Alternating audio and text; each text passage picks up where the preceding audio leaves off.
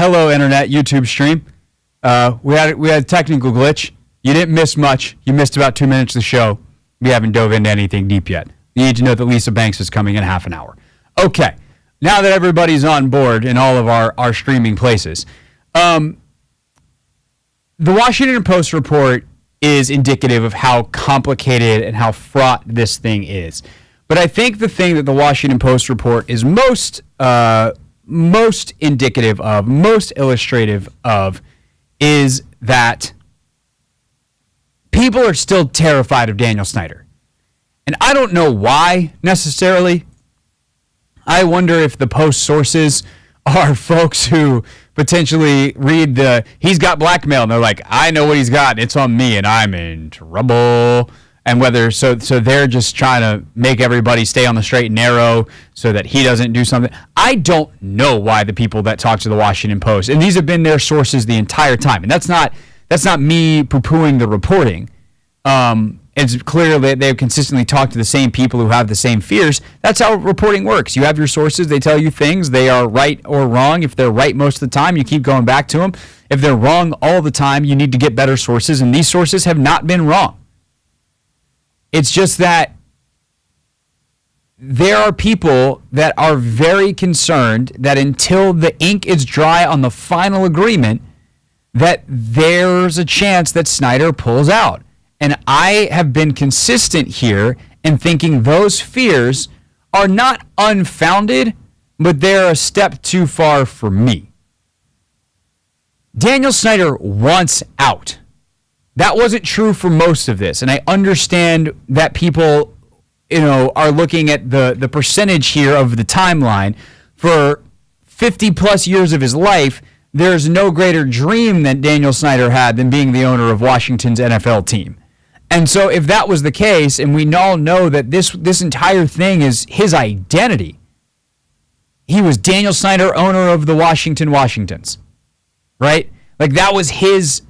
He put the team logo on his plane. Turns out that could cause some tax implications, and the IRS might not be too psyched about that. But like, it was synonymous with him. He's like, no, it's my team. It's my plane. Bam. It's an ego thing. And I understand why people would think that he wants to hold on to that. But at the end of the day, there's two Snyders. One of them is not an egomaniac narcissist. That's Tanya. I don't know her well enough or have enough stories on her to know why, for instance, she decided to fall in love with Dan Snyder and, love continues to stand by him through all this. That's a different psychoanalysis. I do feel like I have a good enough read on Dan Snyder to not clinically, because I am not qualified to do so, but anecdotally say he's a narcissist. And narcissism involves a perversion of reality or an ignorance of reality that plays out in a way that you can ignore a lot of stuff and the way people feel about you and just keep on living your life thinking that you're the center of attention and are great. That you get to throw parties on your yacht and everybody loves you because you're awesome, not because, hey, it's a free party on this giant mega yacht. Well, yeah, we'll come to your party, Dan. We'll drink all your alcohol and, who knows what else happened on those yachts. That's actually part of the reason I think some owners might be scared of Dan Snyder. They might have went to a Snyder yacht party or two, and who knows what happens on Dan Snyder's yacht. We don't. But based off some of the stories of other things, other trips that were taken, certainly some unsavory allegations. So when Tanya takes over the club and she gets booed on the big screen when she's supposed to be being honored for the work that she's done for breast cancer awareness, that's the end. Snip, snip, chop, chop. That is the end. They are Audi 3000.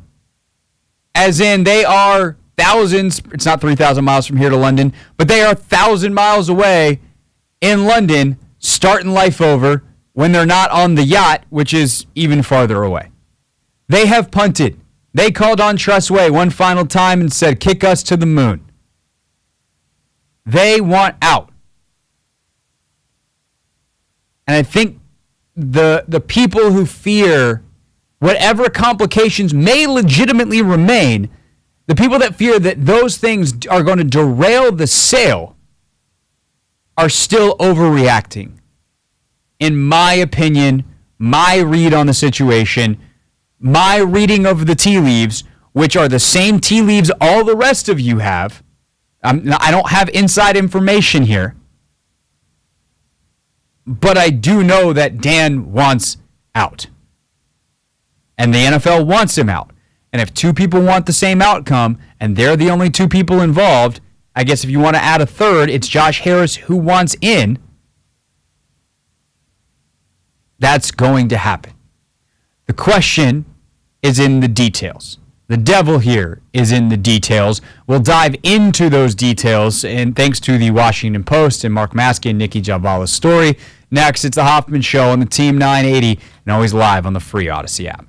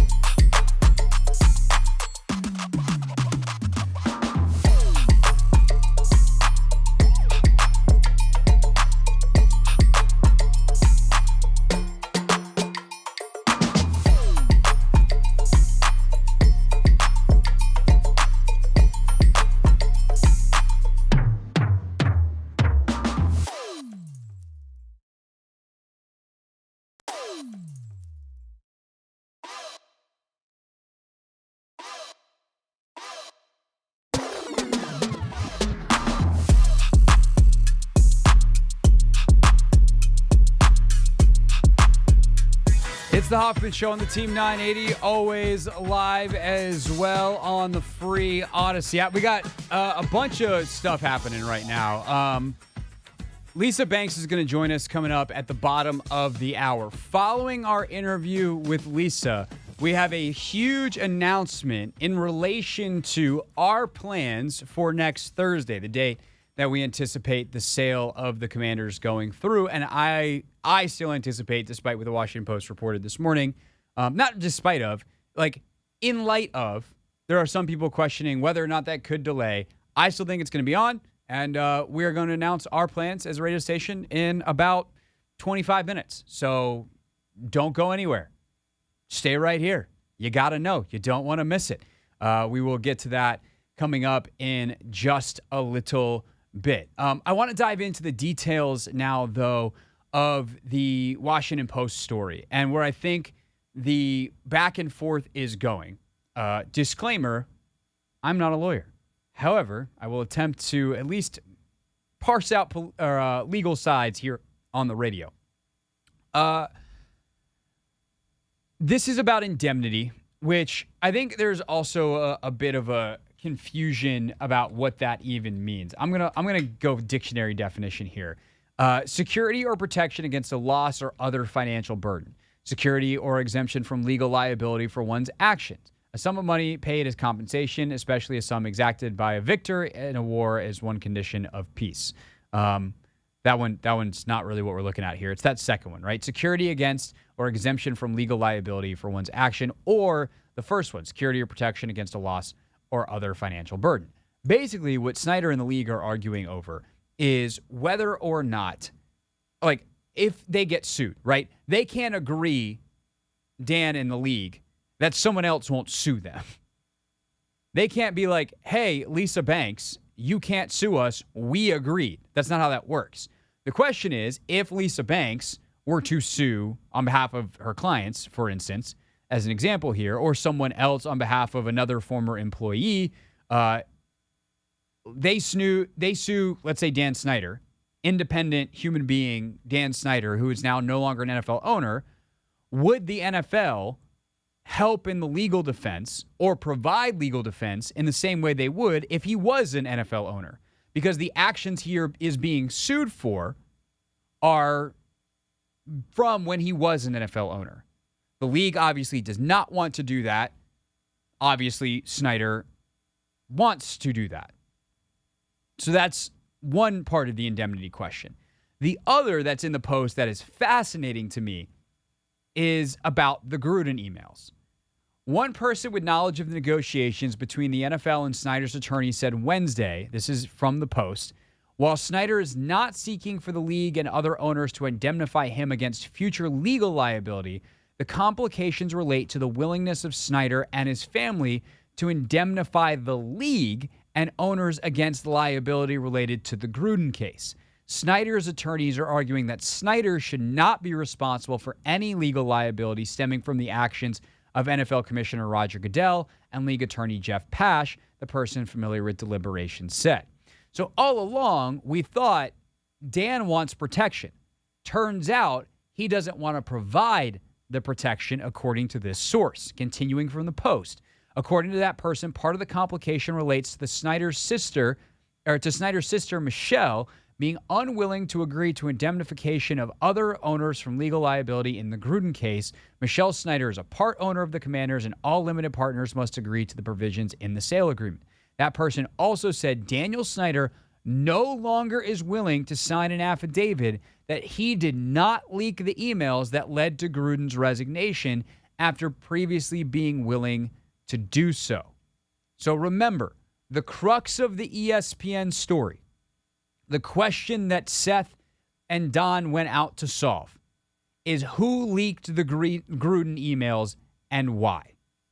And there was a possibility that it was Goodell. It's a possibility that it was DeMaurice Smith. A possibility that it was someone else at the league office. And a possibility that it was Dan Snyder himself, for reasons that went back to trying to get in Goodell's good graces. It's like your dog who goes and kills a squirrel and brings it back to you, and you're like, I didn't want that. But your dog's like, hey, look what I got you. I got you a squirrel. And you're like, I didn't want you to kill the squirrel. But that's how the dog shows affection. He goes and does dog stuff. Dan did Dan stuff. He leaked something incredibly damning to the press, with no thoughts or repercussions of what it actually would mean, because his understanding of the press is actually incredibly warped, and how public perception is incredibly warped. So, yeah. I think it's pretty interesting because on one hand, I actually don't think Snyder should be providing legal cover for actions of other people if they did something wrong. If Goodell or Pash did something wrong, that's on Goodell and Pash. And I guess in that sense, if they did it in their official capacities, it's on the league. You're going to have to lawyer up. Pash is a lawyer himself. You typically don't defend yourself, but like, you need a lawyer and your lawyer needs a lawyer. However, if the only reason it came out is because, and this would be the NFL's argument, hey, if you leaked this, then this would all been internal investigation stuff. No one would have ever known. And it gets swept up under the rug and we continue on our lives. But if there's something that is damning in a legal sense for Pash and Goodell, based off their emails, based off their actions, based off whatever, that only came out because Snyder leaked the Gruden emails, if he did, then yeah, I also understand why they want his lawyers to be the ones doing the defense, or at the very least for him to pay for their lawyers. That's probably what I would want. I'm like, no, Dan, we're good. We'll use our own, but we'll send you the bill. I get that. And I think that's valid. And that's an important conversation to have. However, it's not going to hold up this sale. Both sides can dig their heels in, but eventually there's going to be one or the other that has to give. And the fact that Snyder will not sign this affidavit saying, like, to me, that's an incredibly critical part of this detail that kind of flew under the radar in some sense because everyone's having this larger freak out about the sale of the team is, wait, we spent all of yesterday going, who leaked these emails? And now all of a sudden we learned today, / the Post learns last night, that Snyder won't sign a legal document saying it wasn't me? Is that saber rattling? Is that some kind of shenanigans that he's pulling just to try to extract what he can and then eventually be like, okay, all right, I'll sign here because I didn't, and we're out. I'll see you guys never. Or is it because he actually leaked them, and while he may have been tough guy, it wasn't me, no way, never, how could I have possibly, I would never do that. When it comes time to put pen to paper on a legal document, you better be telling the truth. Because if you want to expose yourself to legal liability, the easiest way to do it is to lie. Whether you're telling the truth, like, not whether you're telling the truth or not. Obviously, if you're telling the truth, then you're not lying. But, like, whether the truth is good for you or not, right? This is why obstruction of justice is so important as a charge, because if you obstruct, even if you didn't do anything wrong, but if you get in the way of whoever's investigating finding out, we can't know for sure. So if the truth is that you didn't do it, but you get in the way of people finding out, or you lie about it and try to cover for someone else, even though you didn't do the crime, you get in trouble for the cover-up. And so I think Dan, who has learned this based off of some other experiences he's had recently where he's gotten in the way of a bunch of stuff and, you know, it's caused some problems for him. I actually don't think he ever got charged, but he got threatened, I think, with obstructing Congress, which is probably not a good time. If he's not willing to sign this affidavit, like that's a big old red flag for me. I think this gets worked out. That is kind of the details of what is being bantied about. I don't know how it resolves, but I'm also not a lawyer. There's another legal question I had, though, that I wanted to ask one specific lawyer, which is Lisa Banks, lawyer for the 40 former employees who have been at the center of this, the heroes in our story full of villains. Could you sue the NFL based off the fact that your clients agreed to be a part of an investigation on the grounds that the results would come out and then the results never came out? And now that we know how that went down, Is that back on the table? Well, good news is Lisa Banks is going to join us and answer next.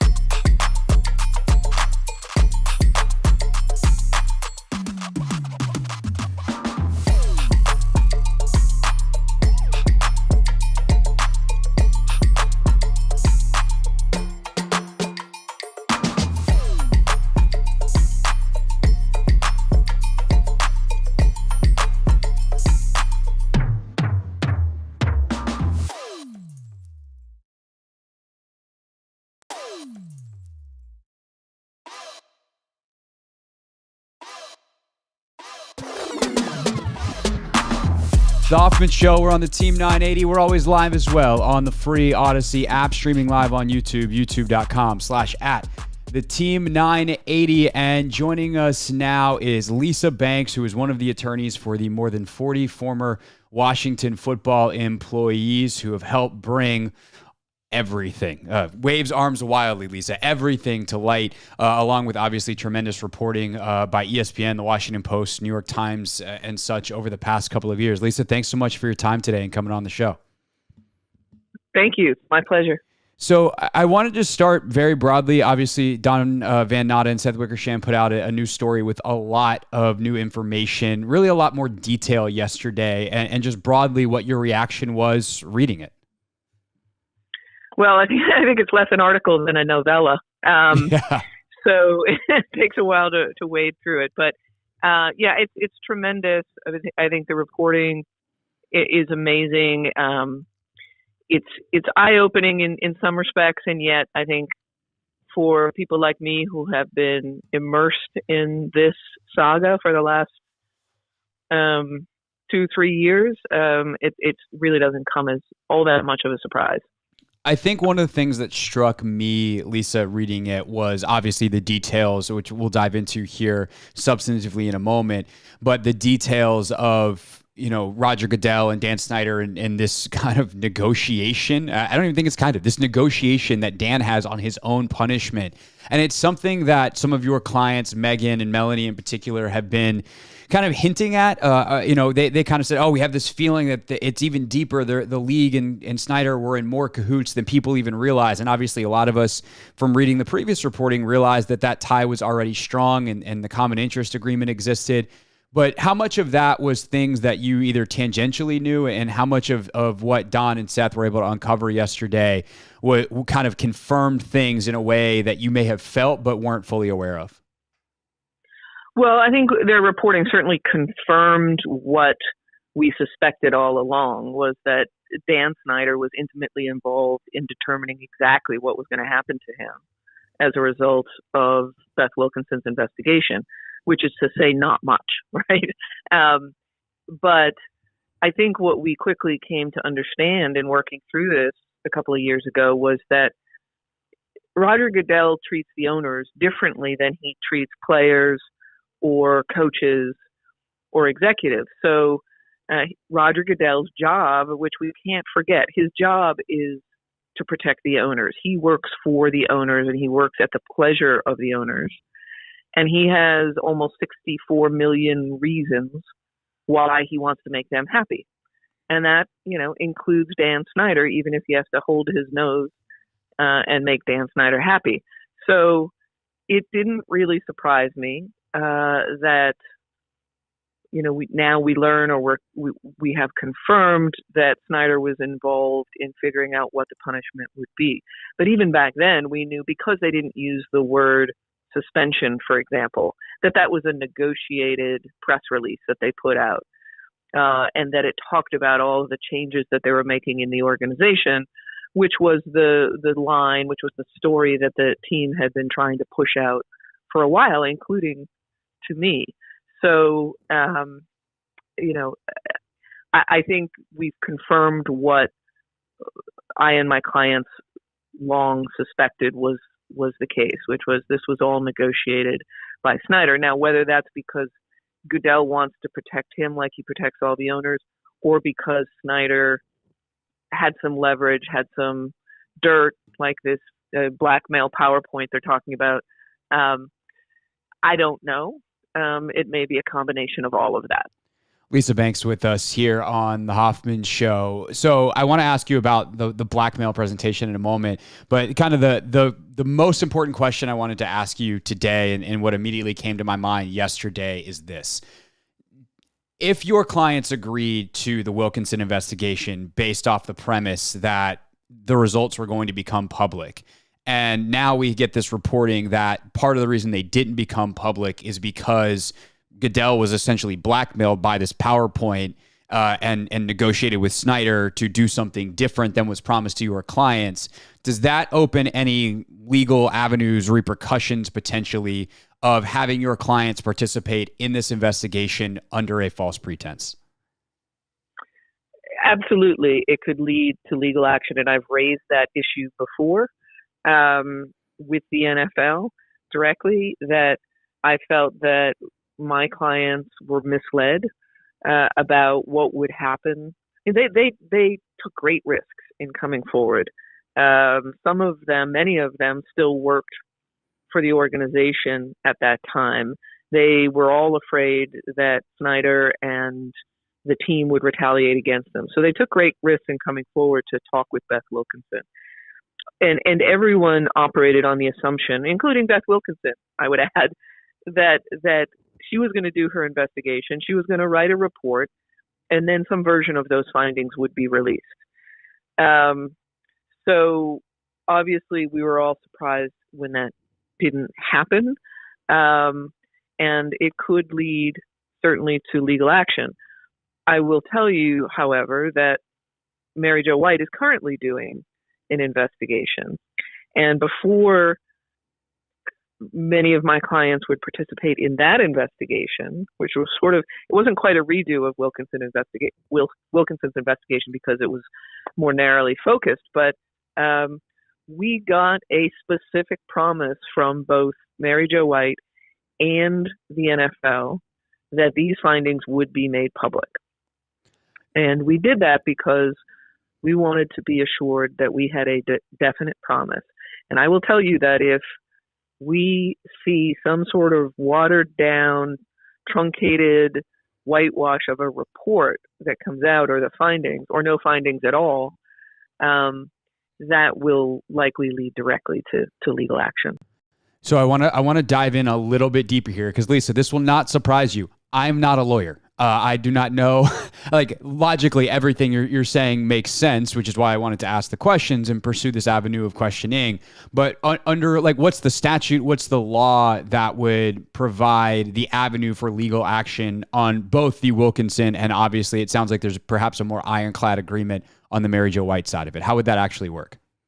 Right. So they're basically definite promises that are made, and then somebody relies on a promise that is broken to their detriment. So just very simply, it's sort of a detrimental reliance type theory. Okay. And it's sort of like almost like a quasi-contractual theory. So it's not a statute per se. It's not a statutory claim. It's a common law claim.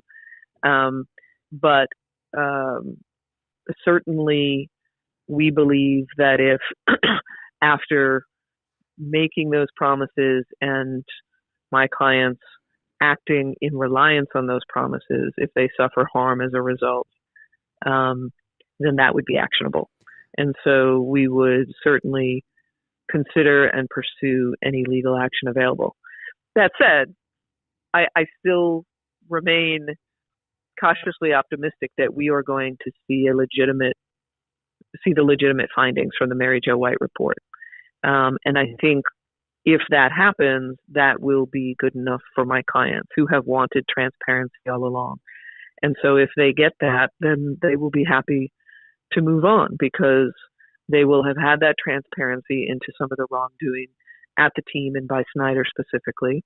And we will be watching Dan Snyder leave town. And so together, that is accountability. That is the accountability that we came into this seeking. So we'll be very happy, and we'll be happy to declare that, this fight was worthwhile and declare victory.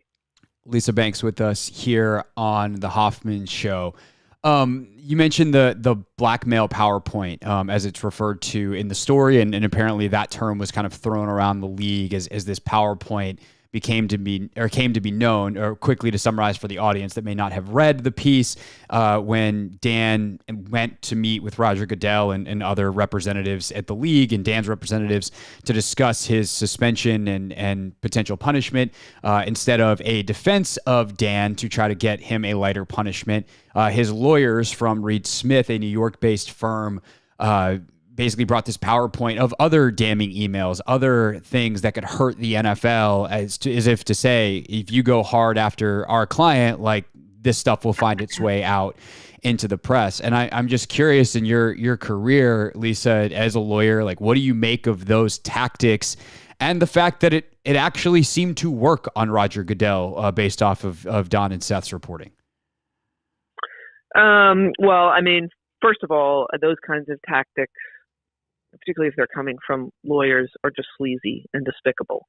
And I think everybody can agree to that. I don't think that it's unusual, though, for this particular group, because what I have experienced over the last few years is that the MO of the team and these lawyers are to discredit and embarrass anybody who comes forward to make allegations.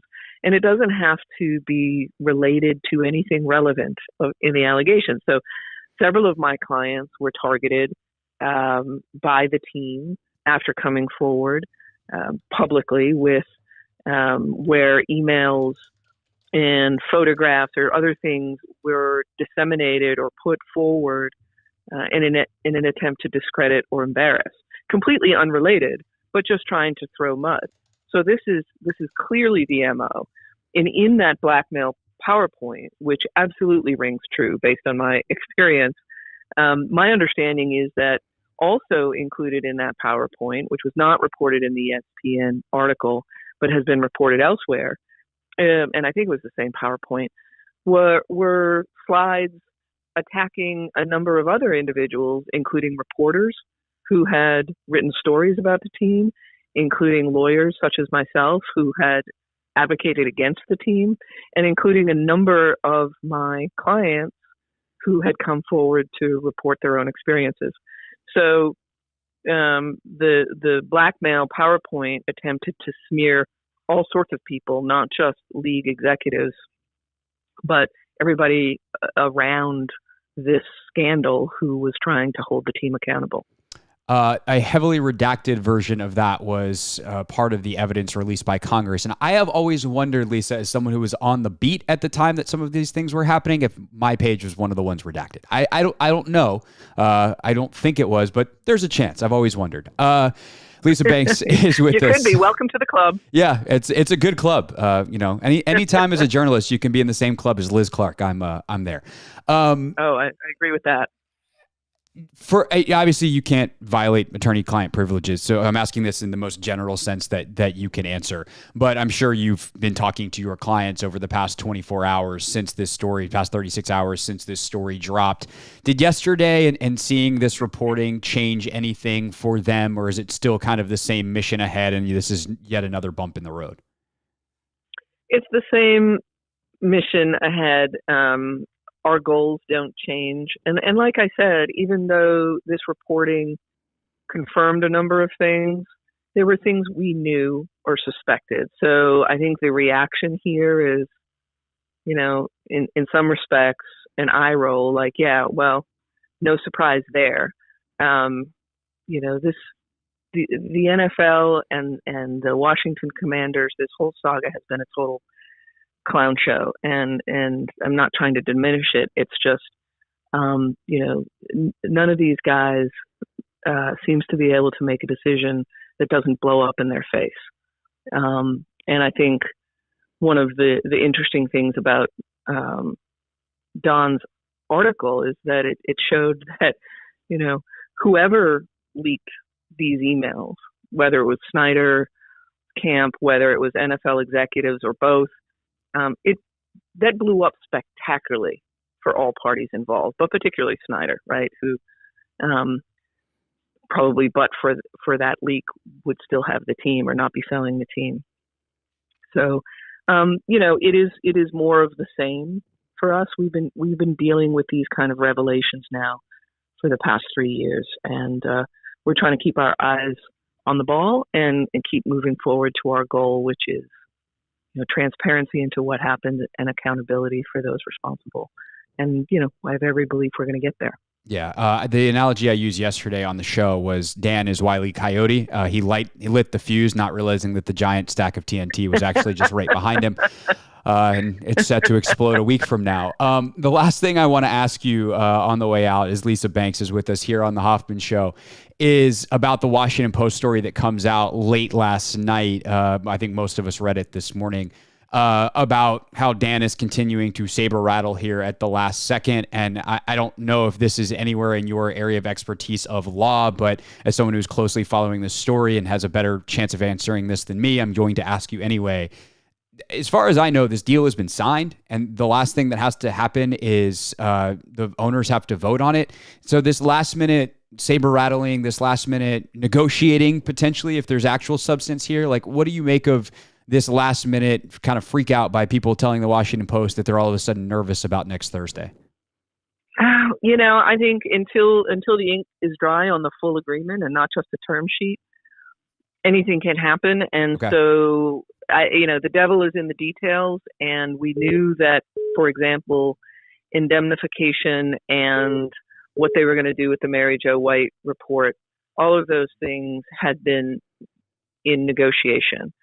I don't know if the ESPN reporting or something related to these allegations of the leaks or Gruden's lawsuit somehow threw a monkey wrench into this, because everybody is very concerned about indemnification.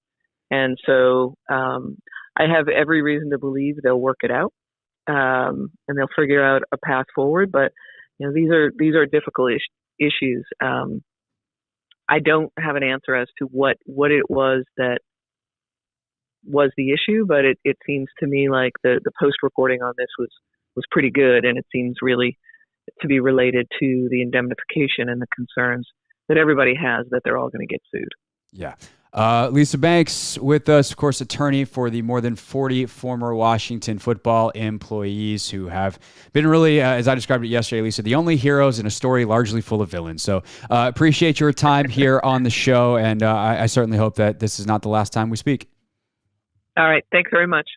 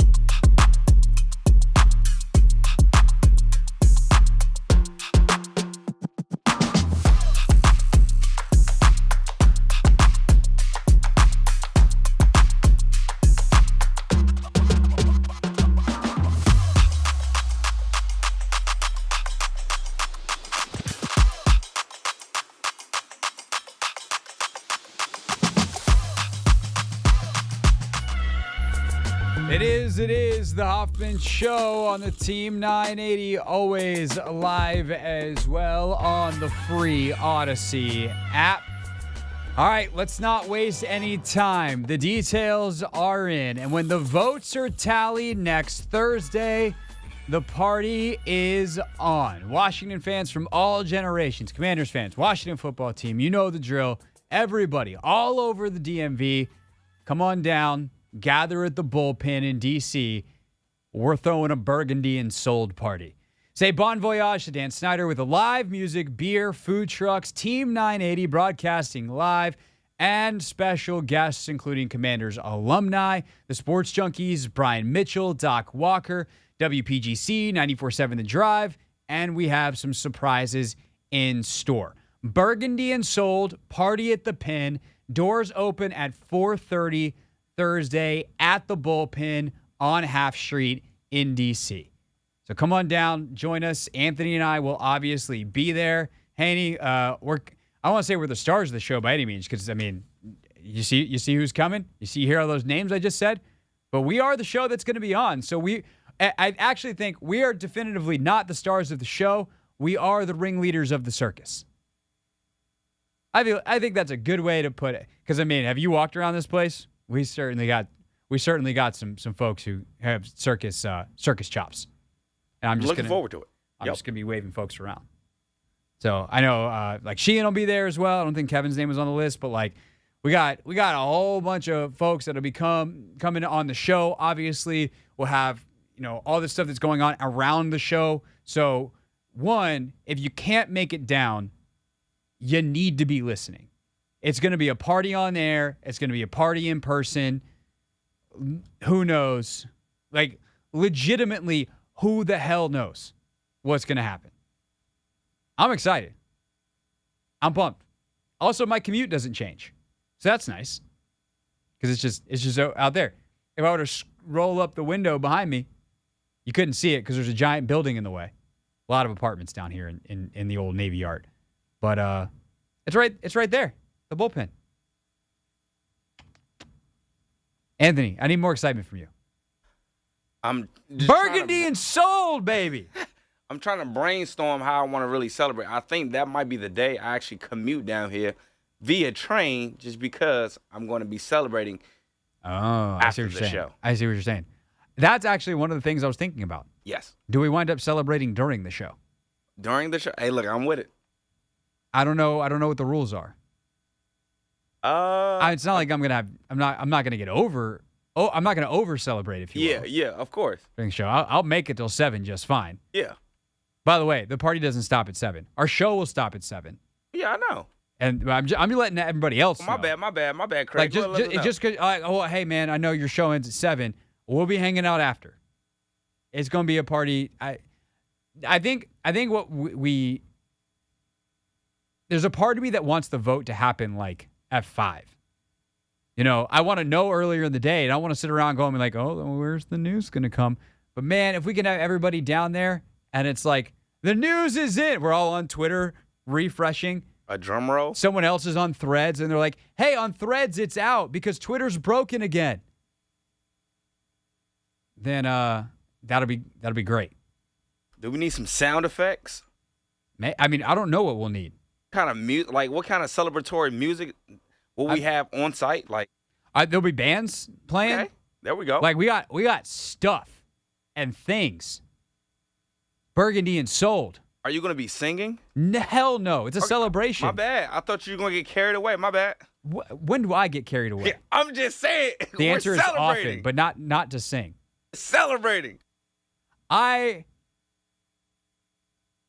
feel like I could get someone else to sing. Okay. I don't know who. Not I. I feel like Cakes is a good.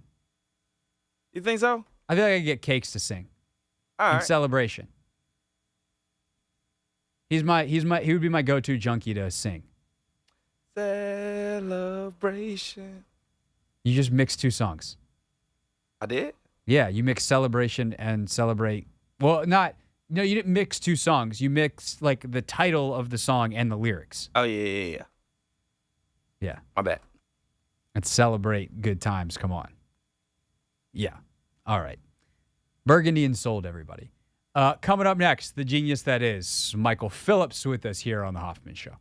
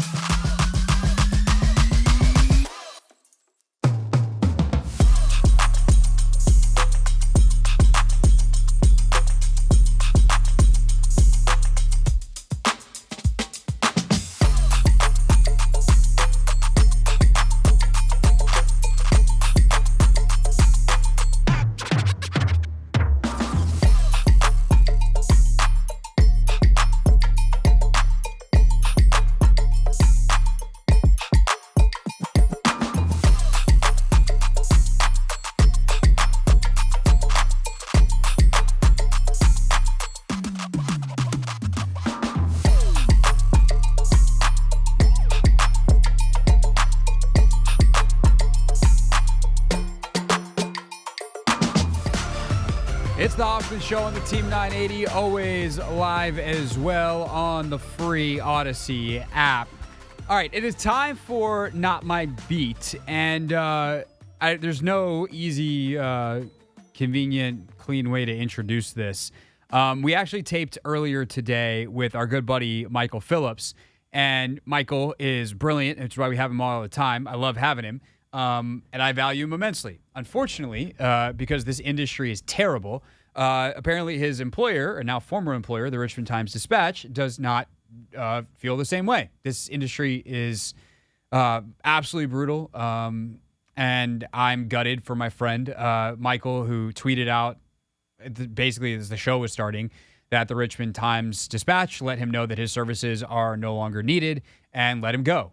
Michael's one of the smartest people I've ever met in this business, and his intelligence comes across in a lot of ways, his humor being one of them.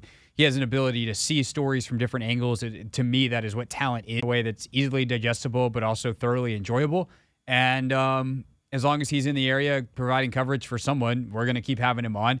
I feel like it'd be stupid not to continue or just play this interview. You'll hear me reset the interview, as we call it in the business, by saying, Michael Phillips for the Richmond Times-Dispatch. Unfortunately, and I would say this, the Dispatch is the loser here. On a human level, obviously, Michael's got a family and bills to pay and all those kinds of things, and I hope he gets a nice big severance package where he doesn't have to worry about that stuff for a little while, and then someone else picks him up and it's no big deal. But in the long term, Times-Dispatch lost a really good writer and a really good editor, and that's going to be their loss in the long term. I have no doubt that Michael will land on his feet. So had to say that before we got started, but just because they don't want to pay him doesn't mean his insight isn't still as exceptional as it ever was. So today's Not My Beat, talking about the top story of the day, the ESPN report, the Washington Post report, and everything going on with the Commanders. Here's my chat with Michael Phillips. Today's top story from the perspective of someone who's there. You are looking live. This just in. Not My Beat. We'll start with the ESPN story yesterday. We obviously had Van Natta on the show, talked to him for a while. When you get done reading that very long piece, like what's the top of mind takeaway for you? What's the most interesting part of it? We'll talk about the Commander side of it. Obviously, there is a local takeaway that is very different than Big Take. But number one to me was that the Jay-Z Goodell relationship is frayed. That was just like slid in there halfway. It was like, oh, holy cow! Like did not see that coming. Like obviously that's been a big thing the NFL has touted to just slide that guy. There was one more they slid in. Oh, that the Raiders were going to trade for John Elway and the commissioner vetoed it. I feel like that had to have been reported somewhere, but it's so long ago that it wasn't on our radar. News to me. News to me. It's like that NBA trade that got vetoed a while back. The Chris Paul trade. Yeah, that one. Thank you. Yep. That was bad. I mean, I don't know. I guess number one to me was where I didn't feel like there was anything like, oh, now he's got to sell, or oh, he's in big trouble now. I do think it'll all blow over for him once the sale happens. But the timeline of just affirming, yeah, he didn't wake up one morning and decide to cash out. Like this was a concerted effort by people who were tired of this. Yeah, I think there was like two main things for me. One was that it didn't, I felt like the fan base wasn't going to react with the same violence that it occasionally does when these stories come out. Just leave us alone kind of thing. And it's like, oh, yeah, that's him. That's not us anymore, even though the sale doesn't go through until next week. Obviously, the Post story changes the dynamic a little bit. We'll talk about that in a second. Yeah. But the other thing that I think I took away from it, Michael, was Goodell. Like, if he was working with Snyder and basically got blackmailed, and Dan and Reed Smith successfully blackmailed Goodell, I think I don't think it's an existential problem for Roger, but it's a problem of some sort and variety. I mean, isn't that the Roger takeaway from the whole thing? Is Roger is a guy who says, hey, I got a bad apple here. This is a bad situation. I'm going to ignore it and hope it goes away. And the more he ignored it, the less it went away. It just got louder and louder and louder. And he covers up for Dan at a couple spots along the way. And he covers up in the Wilkinson report and in several key moments where he could have said, all right, we're putting this out there. If the Wilkinson report gets released in full as a paper copy, Dan's done. The sponsors bail, the fans bail, everybody bails. He knows that, and he stands up for Dan in that moment. So, yes, he's doing his job. His job is to work for the owners. But you look back and you say, in the effort to try to make small problems go away, he ultimately created a really big problem. Right. And so either like the scope of possibilities for Roger, the worst is like a complete incompetence and failure actually it's worse than that. It's like incompetence to realize the larger problem he was creating, which, was exacerbated by actual cognizant choices that were incorrect choices. The other one is that it's actually like this genius slow play because he knew the finances were going to catch up to Dan, and that you see as well throughout this story and some of the others, that it's like, well, Dan. Well, why would Dan help or Roger help Dan buy out the minority partners? Well, because he knew that Dan couldn't afford it. And so, this is how he doesn't get sued. I don't know which one it is. It might be a combination of both. They pick one plan thinking it would have a certain set of repercussions, and the repercussions were way worse than they anticipated. Some mix of malevolence and incompetence, if you will. But I do think that like that story from Don and Seth had a lot more detail on some of the malevolence, whatever the motivations were, than we had previously known. And something I think is interesting is I think the Dan situation goes away next Thursday. Some people disagree, and obviously there have been big impassioned speeches urging Congress to continue investigating and urging the league to continue. I think largely the public appetite disappears next Thursday. I'm not commenting that that's good or bad. It just is. I just don't think there's going to be any momentum moving forward for, hey, let's dig up dirt about Dan Snyder. I do think that this John Gruden thing has legs. Here is a guy who lived to coach football and now cannot coach football. He's not settling. He's not interested in a check. He's burning this place to the ground now. And that is the lingering headache that will last for a long time for them, because he's lawyered up and he's got nowhere to go. Yeah, he got he got some amount of that $100 million contract from the Raiders, and ESPN was paying him quite well for Monday Night Football for a long time. Yes, John Gruden doesn't need money. John Gruden is a nut job who, we knew that as a coach and thought it was like great and funny. Now it's like, oh, that determination, that Chucky gritted tooth, that's coming with lawyers behind it. Yeah. I will say the one Dan thing that remains unresolved, and we had Lisa Banks on earlier, is the Mary Jo White report.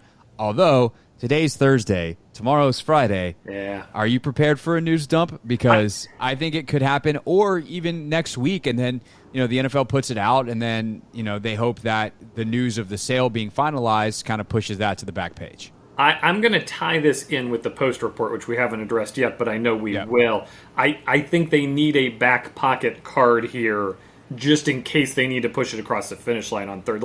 I think there may be a concern, if we put it all out now, we've got no more leverage next week when he comes back and asks for one more thing. I think it will be post-sale at this juncture. I could be wrong.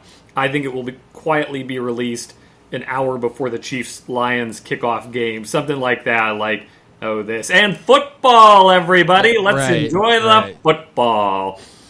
It'll be something like that. Who knows what the event will be, the sale itself or opening weekend or whatever, but you tend to think that it's probably one or the other. Michael Phillips with us, Richmond Times-Dispatch here on the Hoffman Show. Team 980, always live on the free Odyssey app, streaming on YouTube, youtube.com/@the-team980, where if you're watching, you can see Michael's children's beautiful artwork behind him. Over, I believe that is his right shoulder. Yep, that's the one. All right. So the Post report is interesting to me. There's no doubt to me that the Post has been talking to, they've got their sources, right? They're talking to the same people the whole time. And whoever's talking to the Washington Post seems like the scaredest people on the entire planet, because it is always the nature.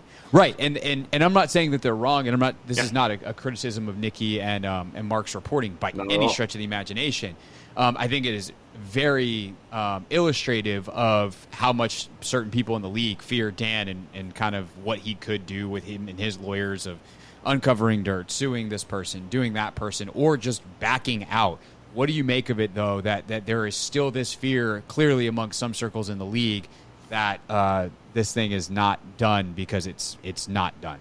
Yeah, well, I mean, we got 33 legitimate sources here, right? 32 owners and Roger who know what's going on, and I don't see anything wrong with saying that some people feel differently than other people, and have from the beginning, and do now at this juncture.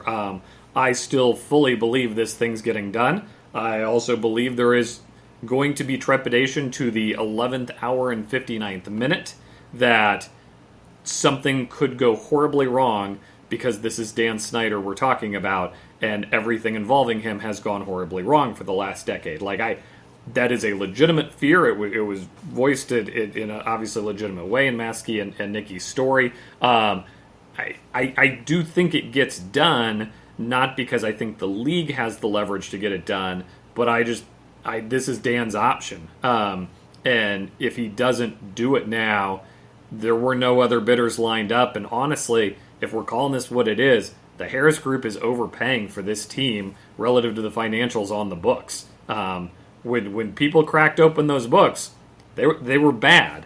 Ted Leonsis was on y'all's station a few weeks ago, and he said, "Hey, we're making more money than the Commanders." Now that's multiple teams, but that's multiple non-NFL teams. That shouldn't be the case, and that isn't the case in other markets. Yeah, I can't imagine there's another market where that's the case. This is the out, and this is the offer, and I mean, to not do it this week, I don't think it's an exaggeration to say it could cost him $1 billion. Right. Well, and that's the thing is, would the Harris Group then have grounds to sue? I don't know what the agreement is, and it was a known commodity, a known thing that within the agreement is, I think it was a 90-day something, where if the Harris Group backed out last minute, they had to pay some significant amount. I would imagine there's probably something the other way as well.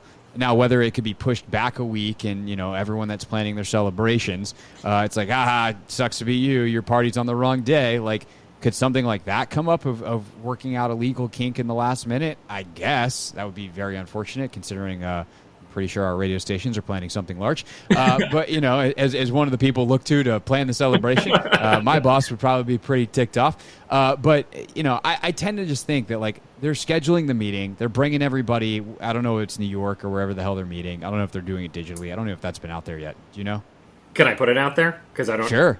I don't know. I wasn't sworn to secrecy.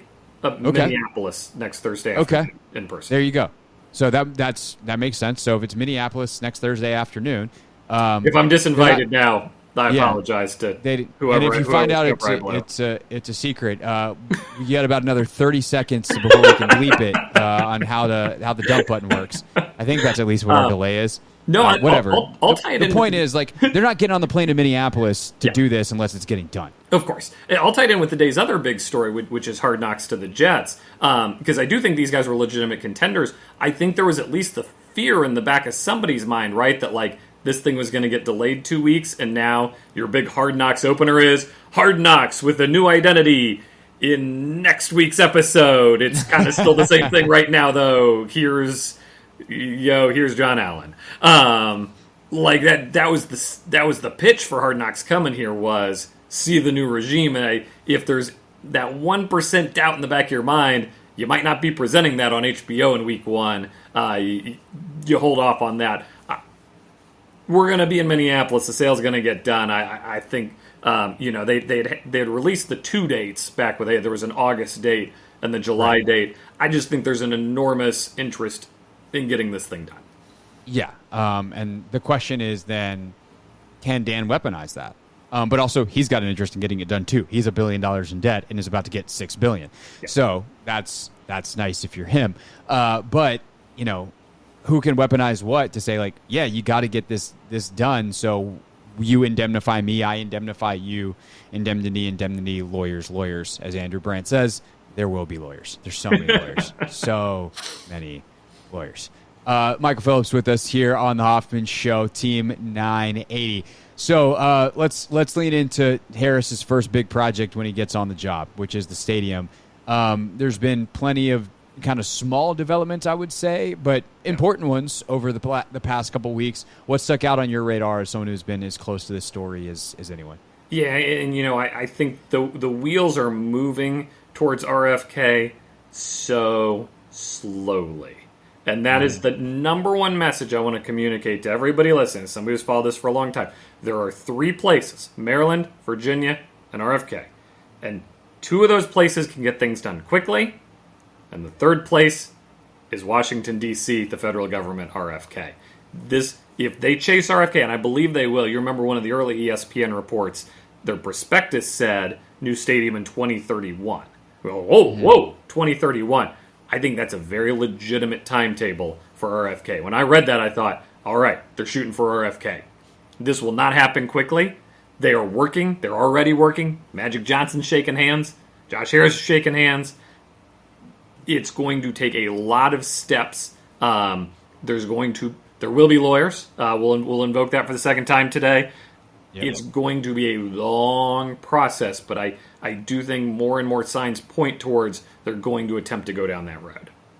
I think it's also like the question I would have is, and this is one that ultimately Josh Magic, like that level of person knows. Maybe a Jason Wright has a feeling, but it's ownership's call completely here is, are you bringing in RFK to get a better deal out of Maryland and Virginia?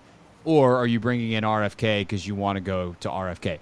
RFK is the ultimate bargaining chip, in part because it's the correct answer. Yes. It's the spiritual home of the team. It is the most centralized location. There's a chance to revitalize that neighborhood in a way that a lot of people dream about. There's obviously a much larger discussion in terms of gentrification and all those kinds of things that should be had if that starts to move a little bit faster, and we'll tackle that then. But we know that's out there. You also have in that perspective that like Virginia will give them some obscene amount of money that everyone in Virginia was like, we will. So if you have RFK as the bargaining chip, you may actually be able to get that amount of money out of Virginia. How much of this you think is bargaining, business, etc., versus a true desire to be at RFK? I think it's a true desire. My question is, when do they lose interest or throw in the towel? I think that will be interesting to see as we go down this road. It's a lot of investors, 17 investors. It's over $1 billion in loans, and we're at a high interest rate society right now. Day one, they're going to be operating games at FedEx Field and paying loans off of a future valuation that hasn't come to reality yet. If we're in year 2, year 3, and the Park Service is dragging their feet, and I think you talk about one side of the neighborhood, I think the other side of the neighborhood, the Capitol Hill side, which is wealthy and influential, a lot of them don't want it there at all. And so what if they start getting in and dragging their feet, because those are powerful people. At what point do the other 16 call Josh like, dude, Virginia has $1 billion on the table. Just take their money. We gotta get a return on this investment. We're tired of waiting. How long he can hold off that conversation, to me, dictates whether or not they ultimately end up at RFK, which I do fully believe is the intended goal. Nikki had the document she found earlier in the week and put out there about the covenant that they have to play home games at FedEx in PG County until 2027. How does that affect it? Because you're talking about that as part of a timeline. You're talking about, obviously, construction, permitting, all these kinds of things. But how does the 2027, you have to be there until then, affect anything? Yeah, I think the key date there is not the 27. It's September 13, 2027. You could actually sit out the first 2 games, open at home in week 3, and open the stadium then. That said, I don't think they can open a stadium in 2027. I think that ship has sailed. And if we're talking about no legislatures have voted on any proposals of impact related to this stadium. It hasn't gone in front of any voters yet. I don't think it will go in front of any voters at any point. But the ball's not rolling yet. The Bills, I think, are targeting 26 to open their new stadium. And shovels are in the ground. So they put a shovel in the ground over, I want to say a couple months ago. So if you put a shovel in a ground in Virginia next May, you could maybe open for 27. Honestly, I don't think they'll do it, in part because that feels like such a quick throwing into the towel of RFK. I think that would make the fan base unhappy that they went to Virginia so quickly that they didn't tease out the other options.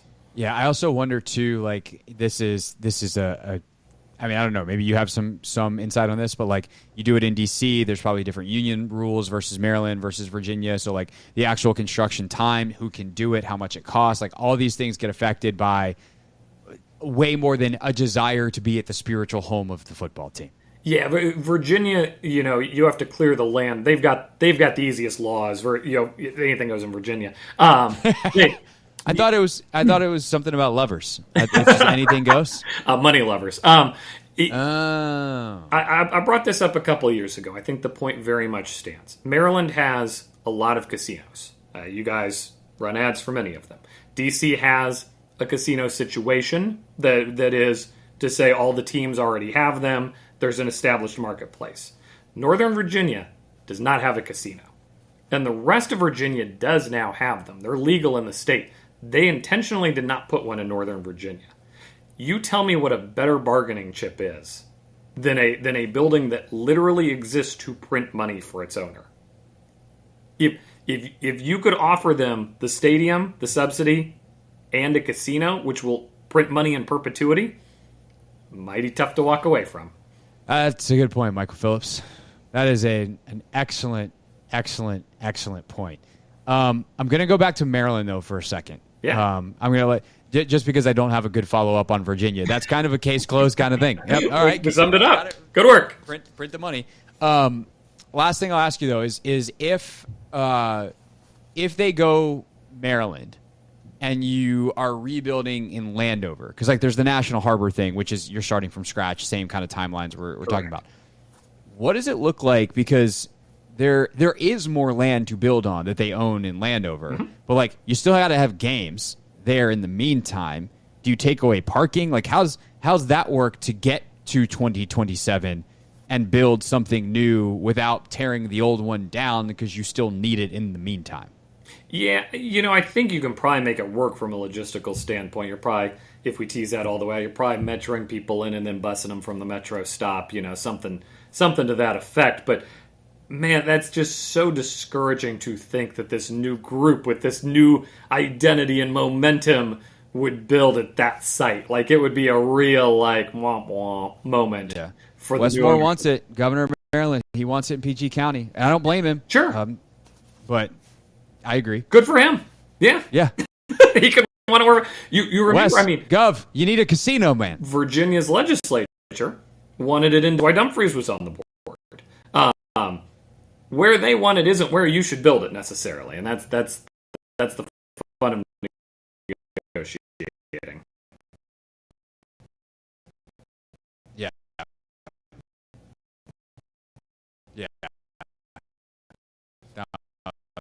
That makes sense. All right, Mike Phillips, everybody. Richmond Times there. Are you on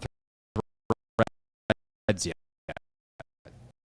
I am, but I have not read it yet. Threads. Football doesn't warning. Hey, Thing about what happened. Why are all you people here? We're working on X, Y, and Z. Yeah. Give us a week. And so they're actively working on it. Chronological timeline, threads, lords. Please let's move that up the list. Absolutely. I'm with you. All right, Michael Phillips, everybody. Take care, Craig.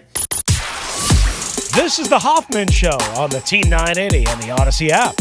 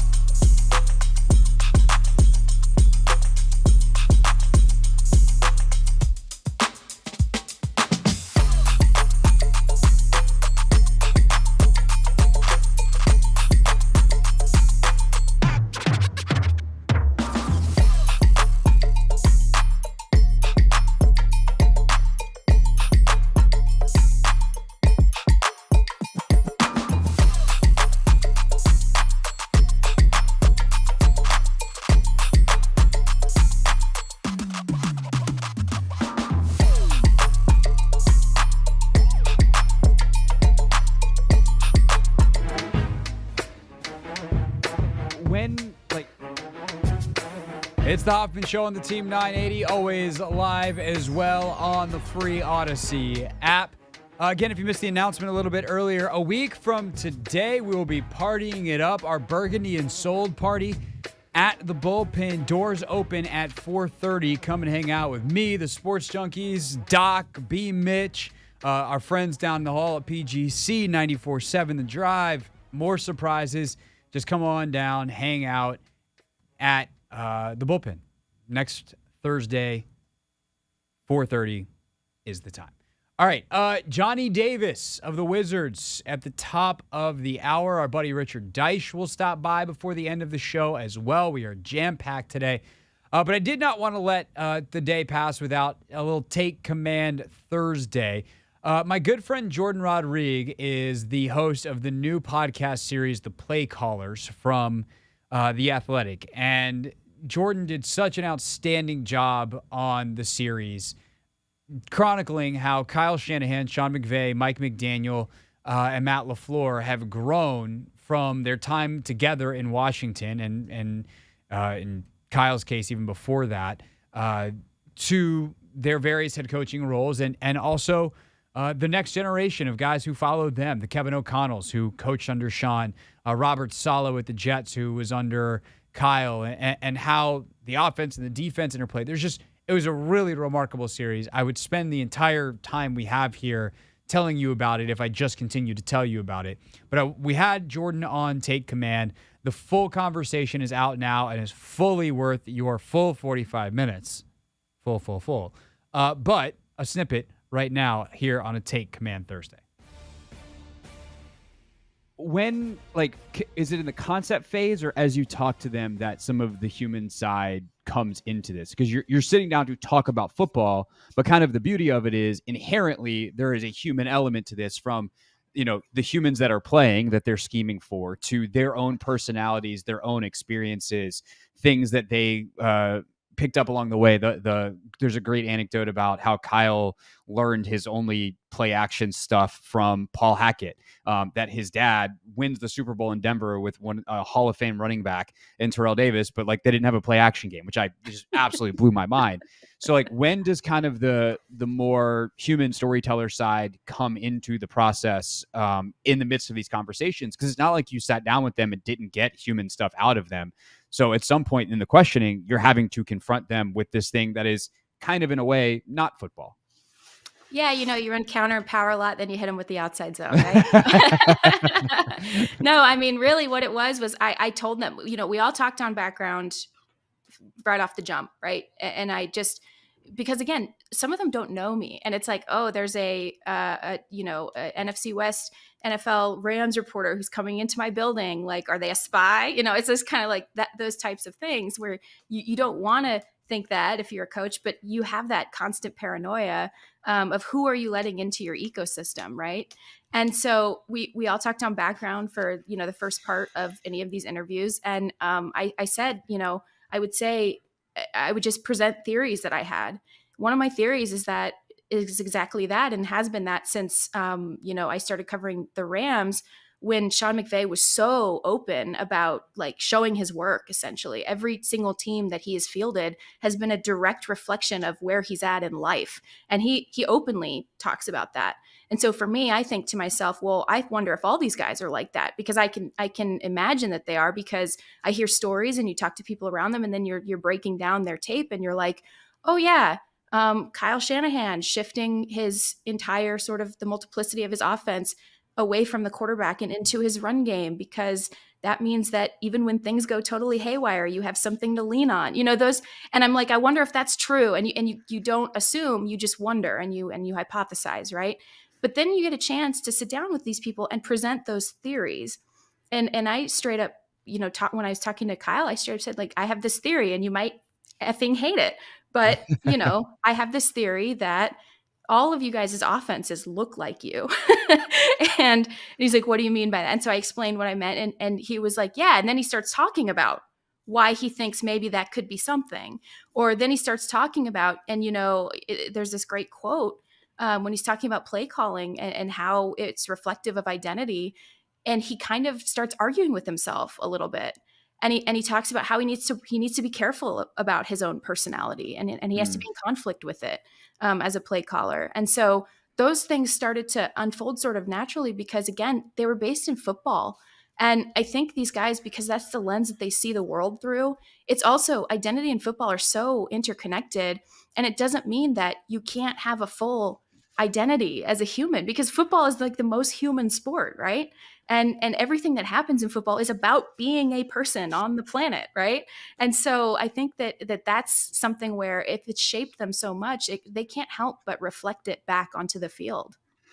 Could you elaborate on that a little bit? I know you have something in mind, and I agree with you 100%, but I'd like to get your thoughts. Is when you say it looks like him, could you just kind of give some specifics? I think a lot of people hear it and they say, oh, what, conceptually, but when you watch a Kyle offense, the splits feel a certain way, the tempo, the motions, it's got a cadence to it. Mm-hmm. You just kind of elaborate on that.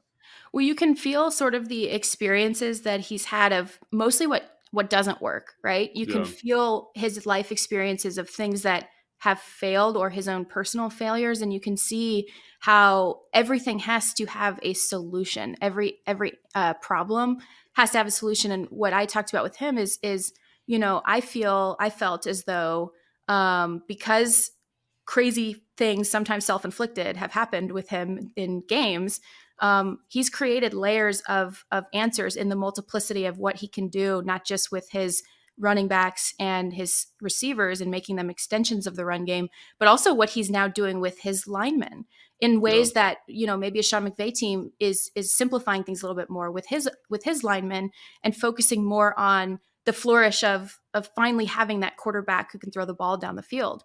And so on the converse, when I've talked with Sean McVay about some of this stuff, it's like, he'll admit that he's impulsive and he's had to battle with that part of his own play calling identity.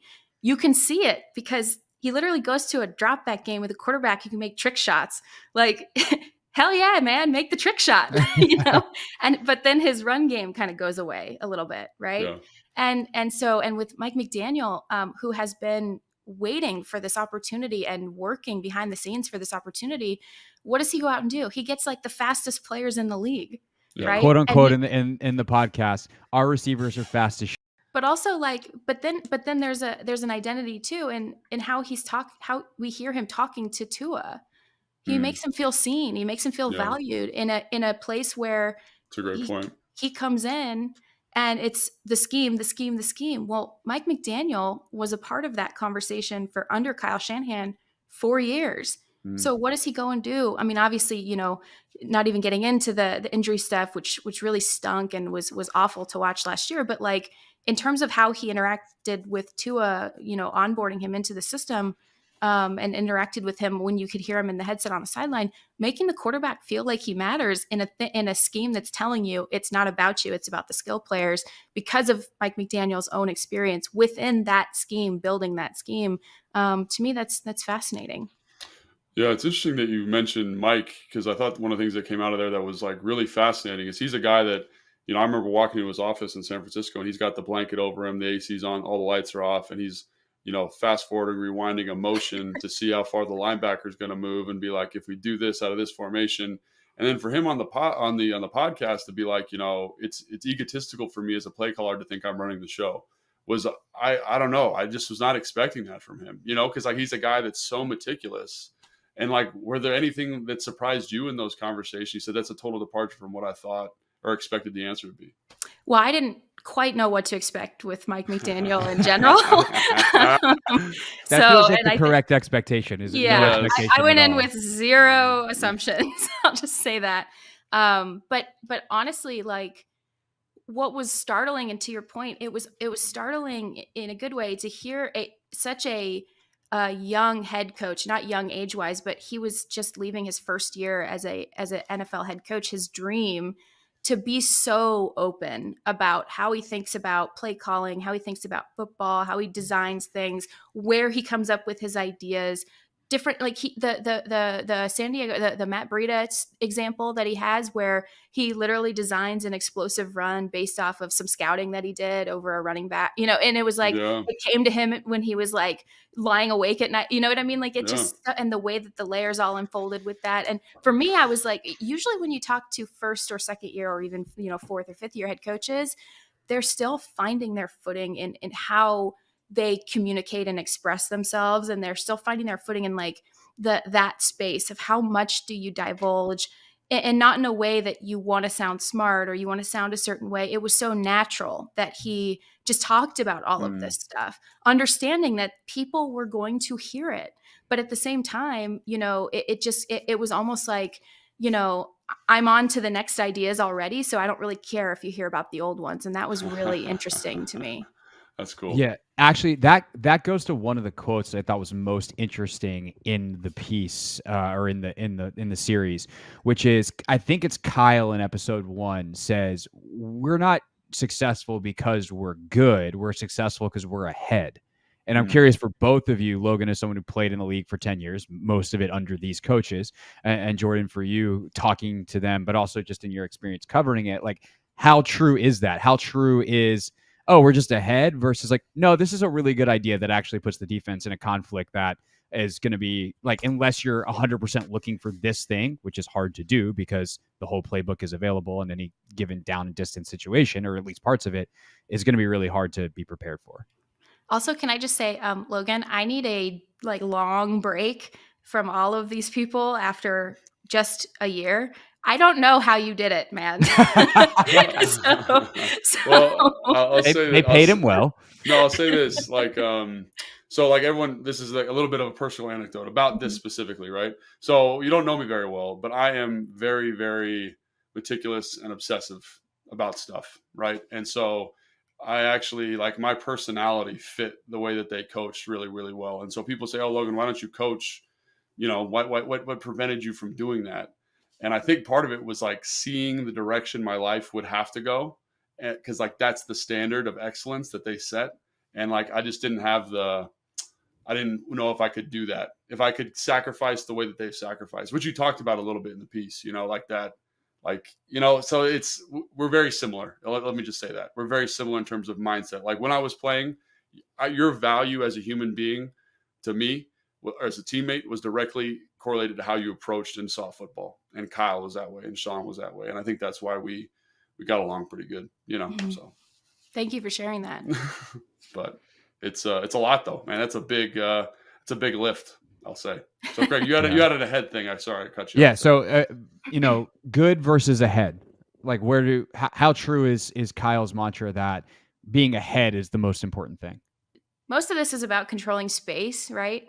And manipulating space. And Cody Alexander has a great quote in there, spatial Darwinism, which I love. I told him, I was like, you better copyright that before the series comes out because it's so good. You're going to have coaches all over the place stealing that thing. But it really is. It's the evolution of how to manipulate mathematical advantages in terms of, you know, portions of the field, voids and angles, things like that.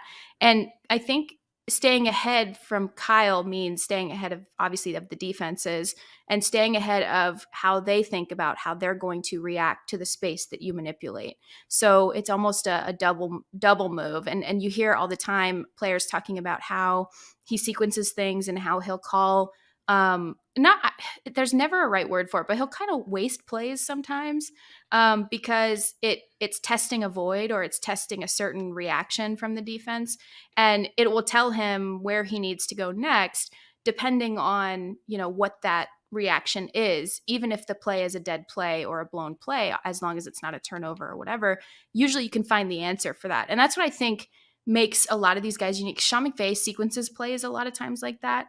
Rams fans, it's funny, for years they've been so upset by the draw play on 3rd and medium. And one time it worked. Todd Gurley like broke a hole wide open, scored a touchdown, explosive run, 80 yards or something on 3rd and like 16. But like one time it worked. And every other time he'll run this freaking draw on 3rd and medium, and it drives people crazy. And I get it. But also it's like, reset. It's a reset button. It's like blowing on the cartridge, right? Like, because that sequence didn't work, right? So now you reset and you start another sequence. And it's important when I think about these guys talking about staying ahead, I mostly think about like how they sequence things together and how they test that space. And I do think that, that part's important, but it's like how you perceive what it means to stay ahead is equally as important, probably. Yeah, that's what I was going to say. It's like everyone thinks ahead is like, oh, they're doing something super innovative offensively. And they're doing innovative stuff, but it's also like their understanding of defense. Like when I was with Kyle, when I was with Sean, like they could have installed the opposing team's defense for you. And so like that, like those reactions that they're cultivating through play design, through spacing, through motions, through even like how they coach the offensive line on certain play actions is the thing that's really different, right? It's the thing that kind of allows them to know. It's like a boxer studying his opponent saying, oh, every time I throw the jab, he feints away. And you'll see in a fight, like a boxer will throw a jab just to ensure that they have that reaction. And like, so Kyle, like to me, they're not throwaway plays, they're insurance plays, right? Ooh, and that's a good way to, I was looking for the right word. That's good. So like, he's just saying like, hey, like, you know, for example, we had a play action when I was here in 12, I don't think he even runs this play anymore. It was 15 split, and the play action off of it was excellent. You know, but he was like, I want to make sure that the linebacker and the safety are going to react the way I want. And so I'm going to call 15 split, and everyone's like, oh, here's a 3-yard run. Great. Next series, we got a touchdown to Aldrick Robinson because they did exactly what he thought he was going to do. And it was just kind of like ensuring that all that film study, all that prep didn't waste the knockout punch, and the knockout punch lands when you need it to land. So to me, it's the sequencing is great, but it's the secret sauce is from a football innovation standpoint. It's understanding defenses, understanding where defense is going.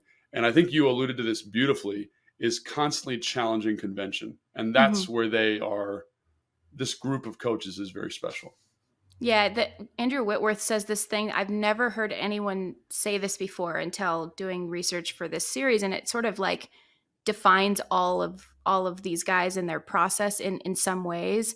Where he says, we 17-18 Rams, like, we literally wanted you to play your perfect defense. If you played your perfect defense, we had you, and that is such a loaded, interesting comment to make, because it's true. It's the insurance plays. And again, like if you can force an opponent to react and show you their work, then you can counter their work with your own. And that's so interesting to me. But it also, what I think was a catalytic shift, and like just what you just alluded to, was all of a sudden they're now saying, okay, well, I'm tired of doing this 17 times, 16 times a year. I'm going to bring it into my own building, something that gives me absolute fits. I'm going to bring it into my own building and workshop against it over and over and over again, because now I'm getting more answers and I'm trying more things, but nobody else can see it because it's not out in the open for everyone to pull tape from. And that's what I think when you're talking about that innovation and that constantly, that it's sort of like being unafraid to try those things. They're not asking, why can't something work? They're asking how they can make it work. And that's kind of how they see that defensive offensive struggle and like troubleshooting against those defenses. And that those, in their timeline, they've all made one or more decisions that have had enormous consequences, not just on their own teams, but across the league and the ripple effects that those have. It's for all these offensive coaches, a lot of those decisions always come back to the defense, right? And it always comes back to their understanding and their workshopping specifically against those defenses, bringing the thing that hurts them the most into their own house, and seeing what they can make of it. The whole thing is just endlessly interesting in that regard. It's the Hoffman Show on the Team 980, always live as well on the free Odyssey app. Streaming live on YouTube, youtube.com/@theteam980. If you want the full episode on YouTube of Take Command with Jordan Rodrigue, you can go to the 1067 The Fan YouTube page, which is where we post our full episodes. I will have a clip of that on my YouTube page, @Craig Hoffman, here in just a little bit. Also there already, our interview with Michael Phillips earlier today and our chat with Lisa Banks. Coming up next, got the chance to talk to Johnny Davis a little earlier today, so you'll hear our chat with the Wizards guard, plus Richard Deitch in the next hour as well, the Athletics media critic, who has thoughts on some very interesting statements from Disney, who owns ESPN and ABC, CEO Bob Iger on the future of television, and specifically sports television, plus his favorite sports documentary of 2023. Loaded final hour next on the Team 980.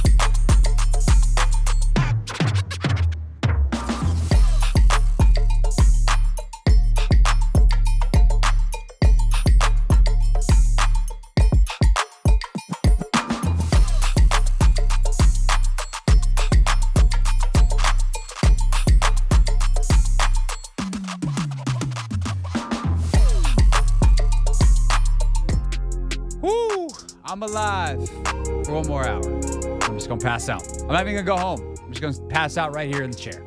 What a week. It's one of those weeks you circle on the sports calendar. You're like, I don't know how we're going to make it through. There's not enough content.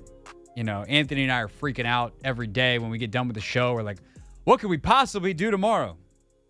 All of a sudden, ESPN drops a story. Washington Post drops a story. This thing happens. That thing happens. You get to Thursday and you're like, we're out of time. How are we going to fit everything in? It's been a crazy week. And obviously, next week will be nuts as well, leading up to Thursday. If you missed it earlier, we announced our plans for July 20th, the day of the sale. A day that will live in Washington football infamy, because when the votes are tallied, the party is on. Commanders fans from all over the DMV gather at the Bullpen in D.C. for our Burgundy and Sold party. Say bon voyage to Dan Snyder with live music, beer, food trucks, the Team 980. Hey, that's us. Broadcasting live and special guests, including Commanders alumni. The Sports Junkies, Brian Mitchell, Doc Walker, WPGC 94.7 The Drive, and some surprises. Burgundy and Sold, party at the Pin. Doors open at 4:30 Thursday at the Bullpen on Half Street in D.C. Okay, so earlier today was able to catch up with Johnny Davis, the Wizards guard. Had practice out in Vegas, obviously playing well for the summer league team.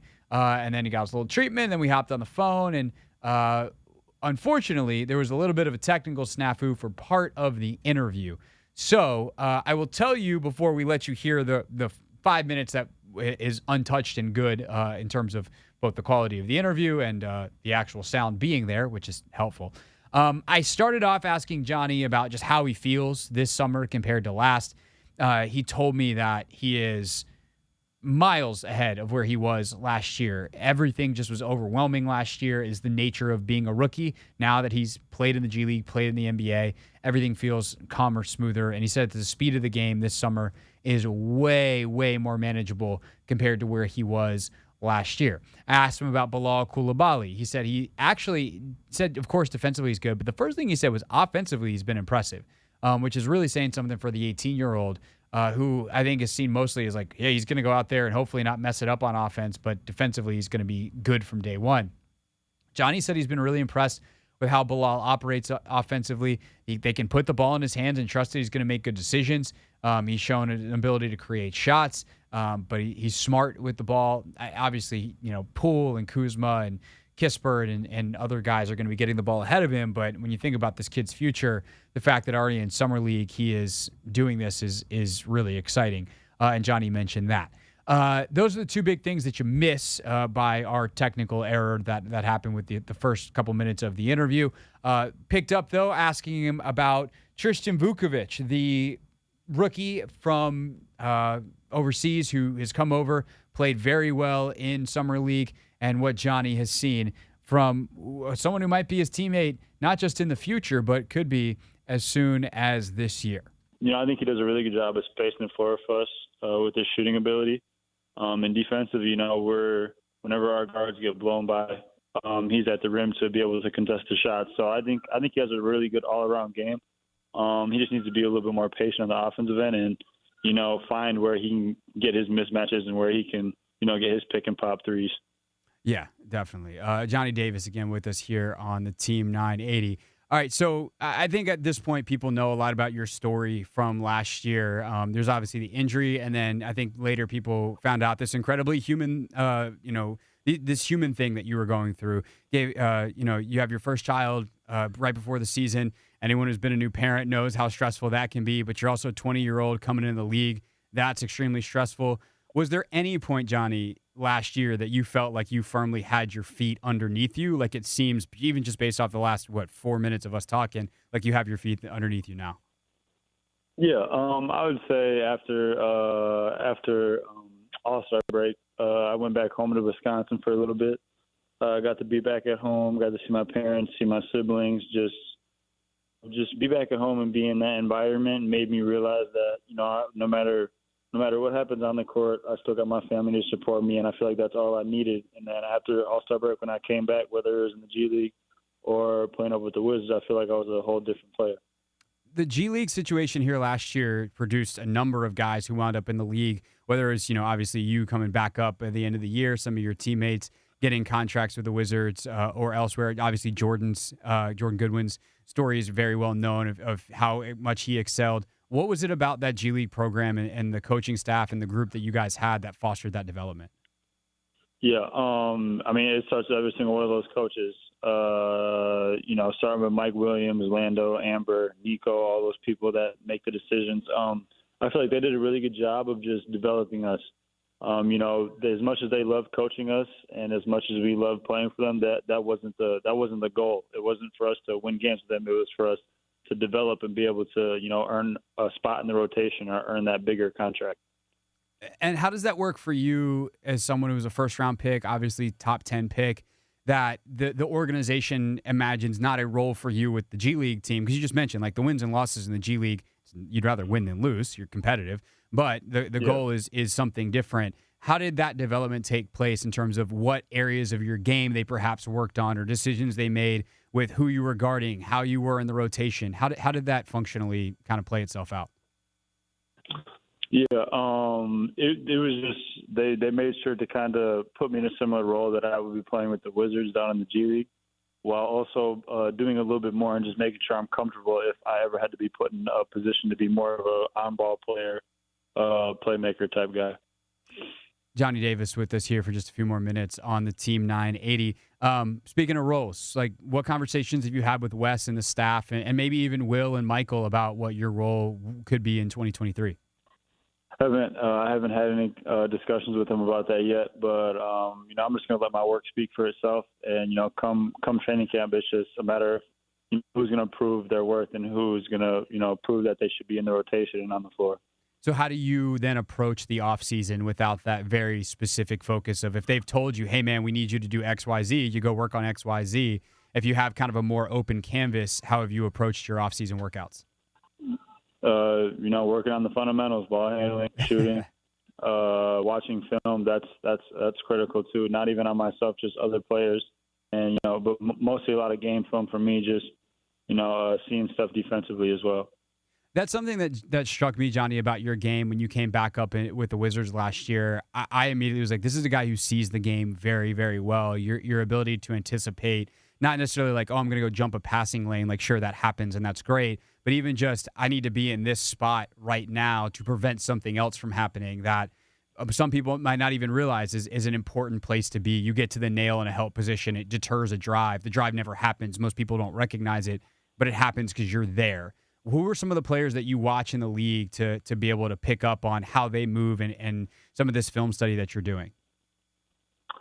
I mainly just watch other guys in the league for offensive purposes. The defense is kind of just something I've naturally been doing my whole entire life, starting ever since I first started playing basketball.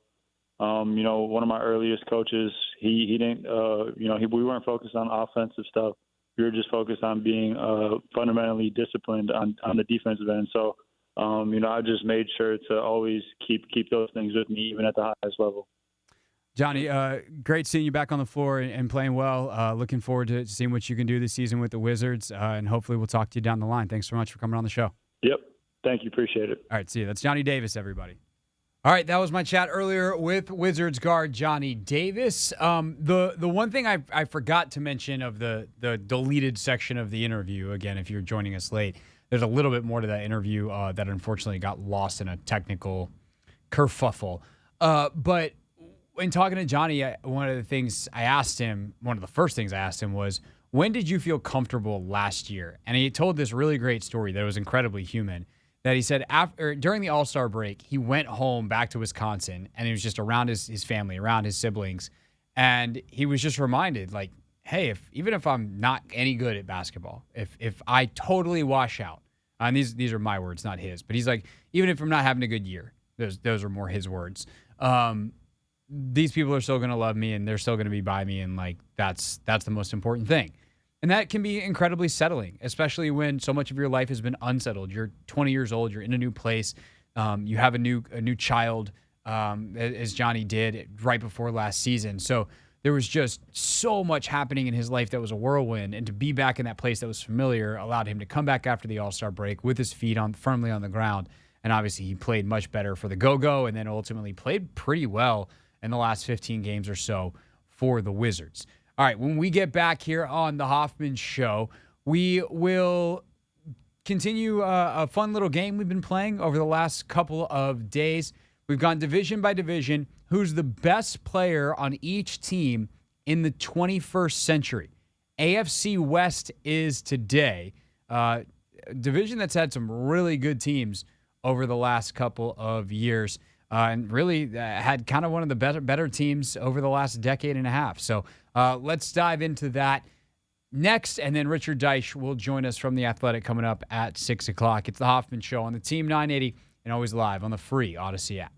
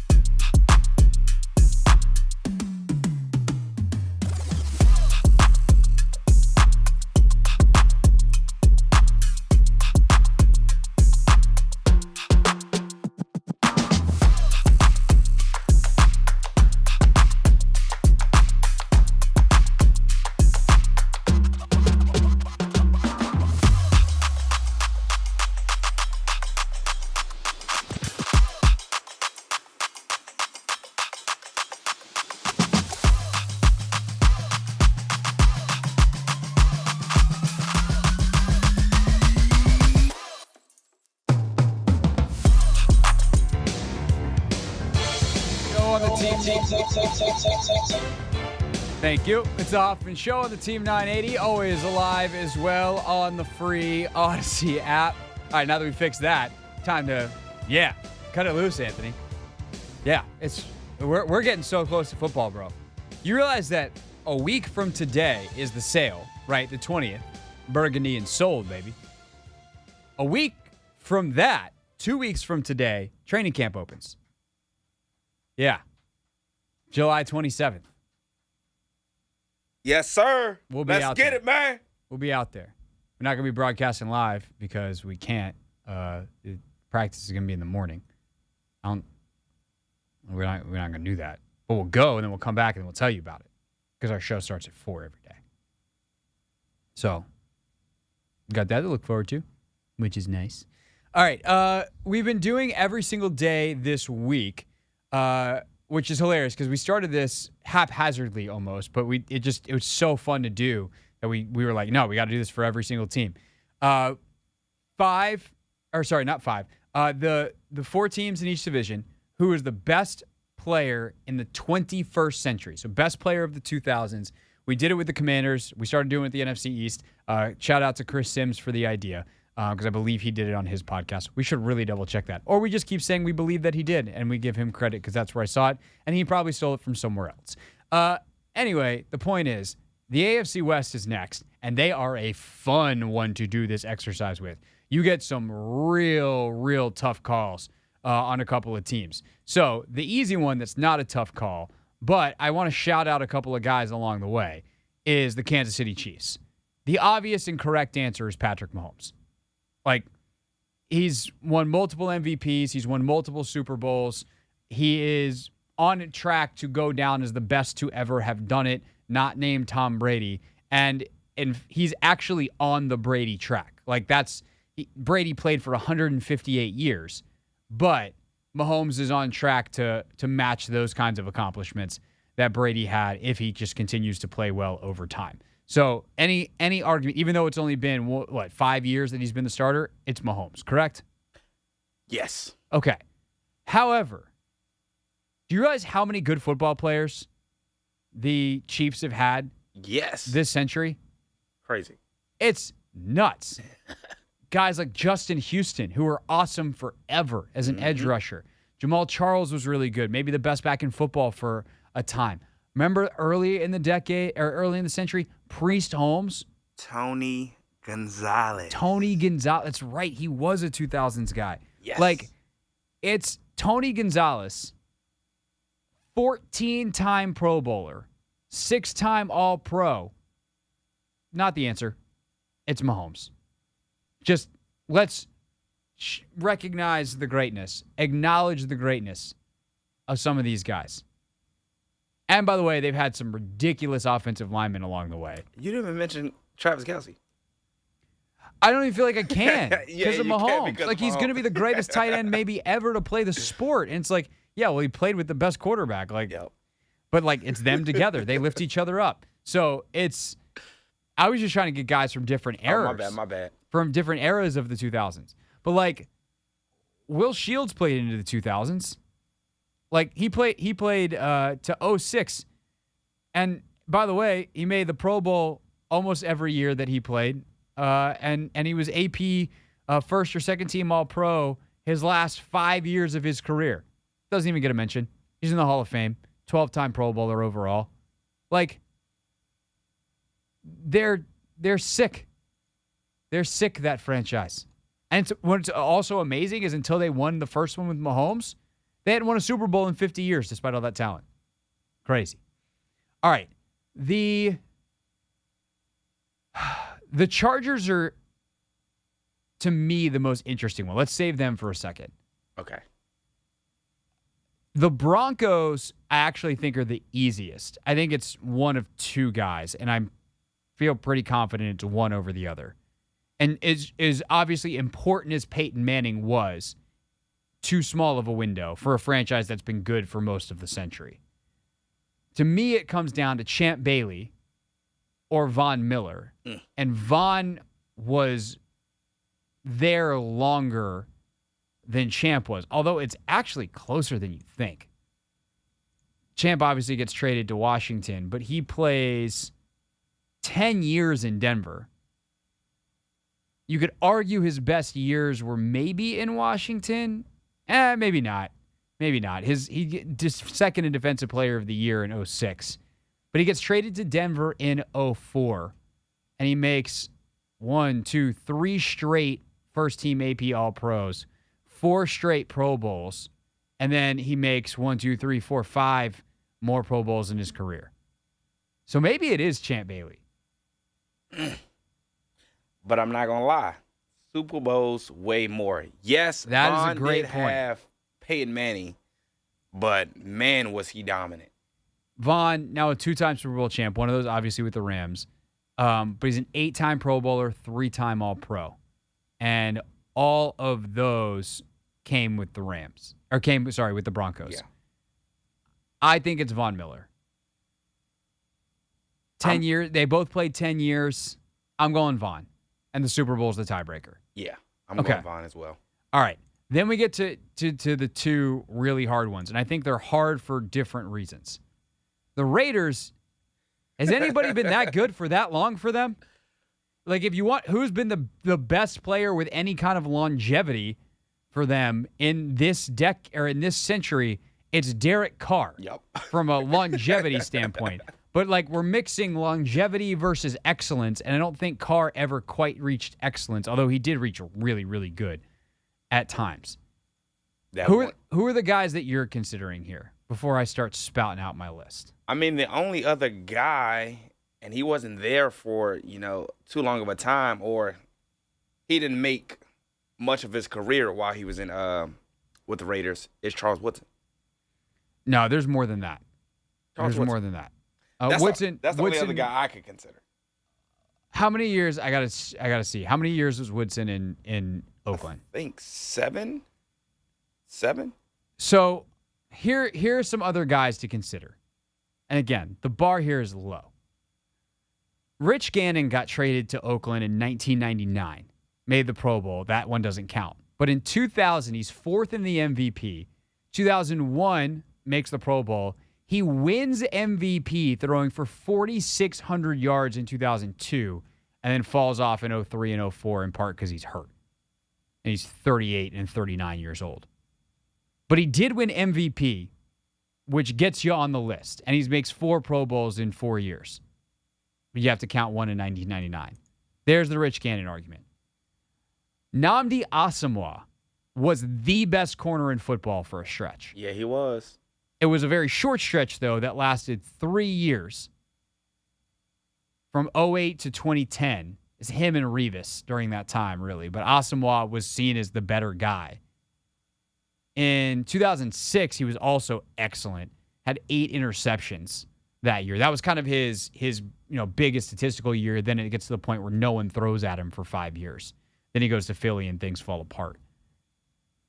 But Nnamdi Asomugha is really, really good for like a 5 to 6 year stretch. I think my guy, it's not there long, or maybe. Khalil Mack was also the best defensive player in football. He wasn't there that long. But he was there for 4 years. He was nasty, and he won though. Defensive Player of the Year. And he was a first-team All-Pro twice. And he was Rookie of the Year before that. And he made a Pro Bowl in his last year. And then he goes to Chicago.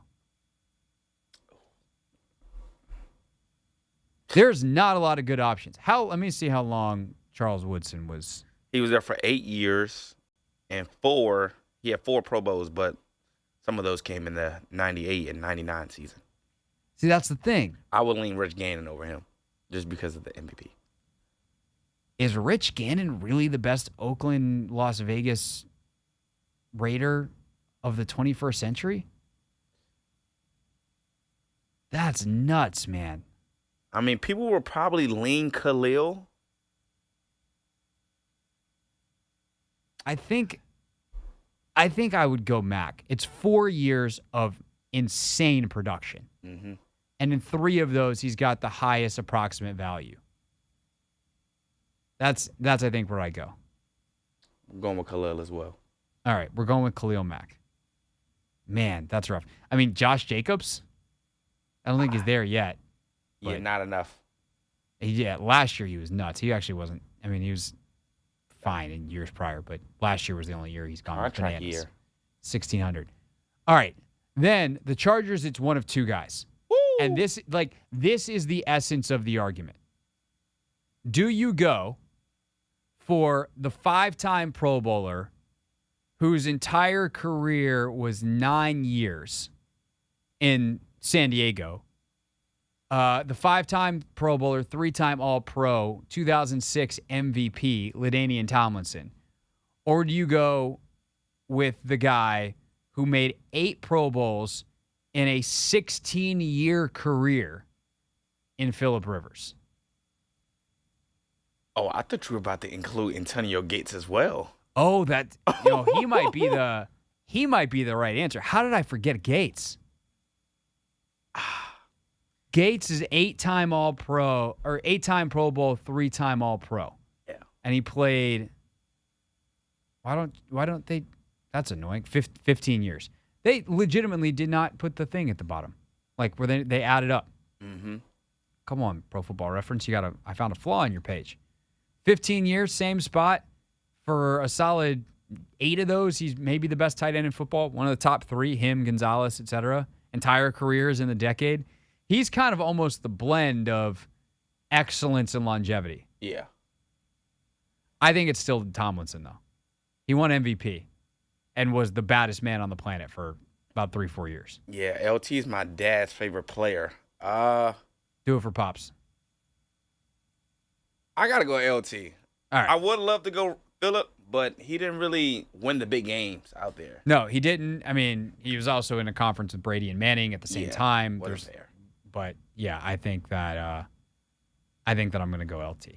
All right, that's the AFC West. Tomorrow, we'll pick a different division. This is fun every time, so we'll see who we do tomorrow. We get back, though. Richard Deitch joins us, the Athletics sports media reporter, on the future of sports on television in lieu of some pretty interesting comments from Disney CEO Bob Iger.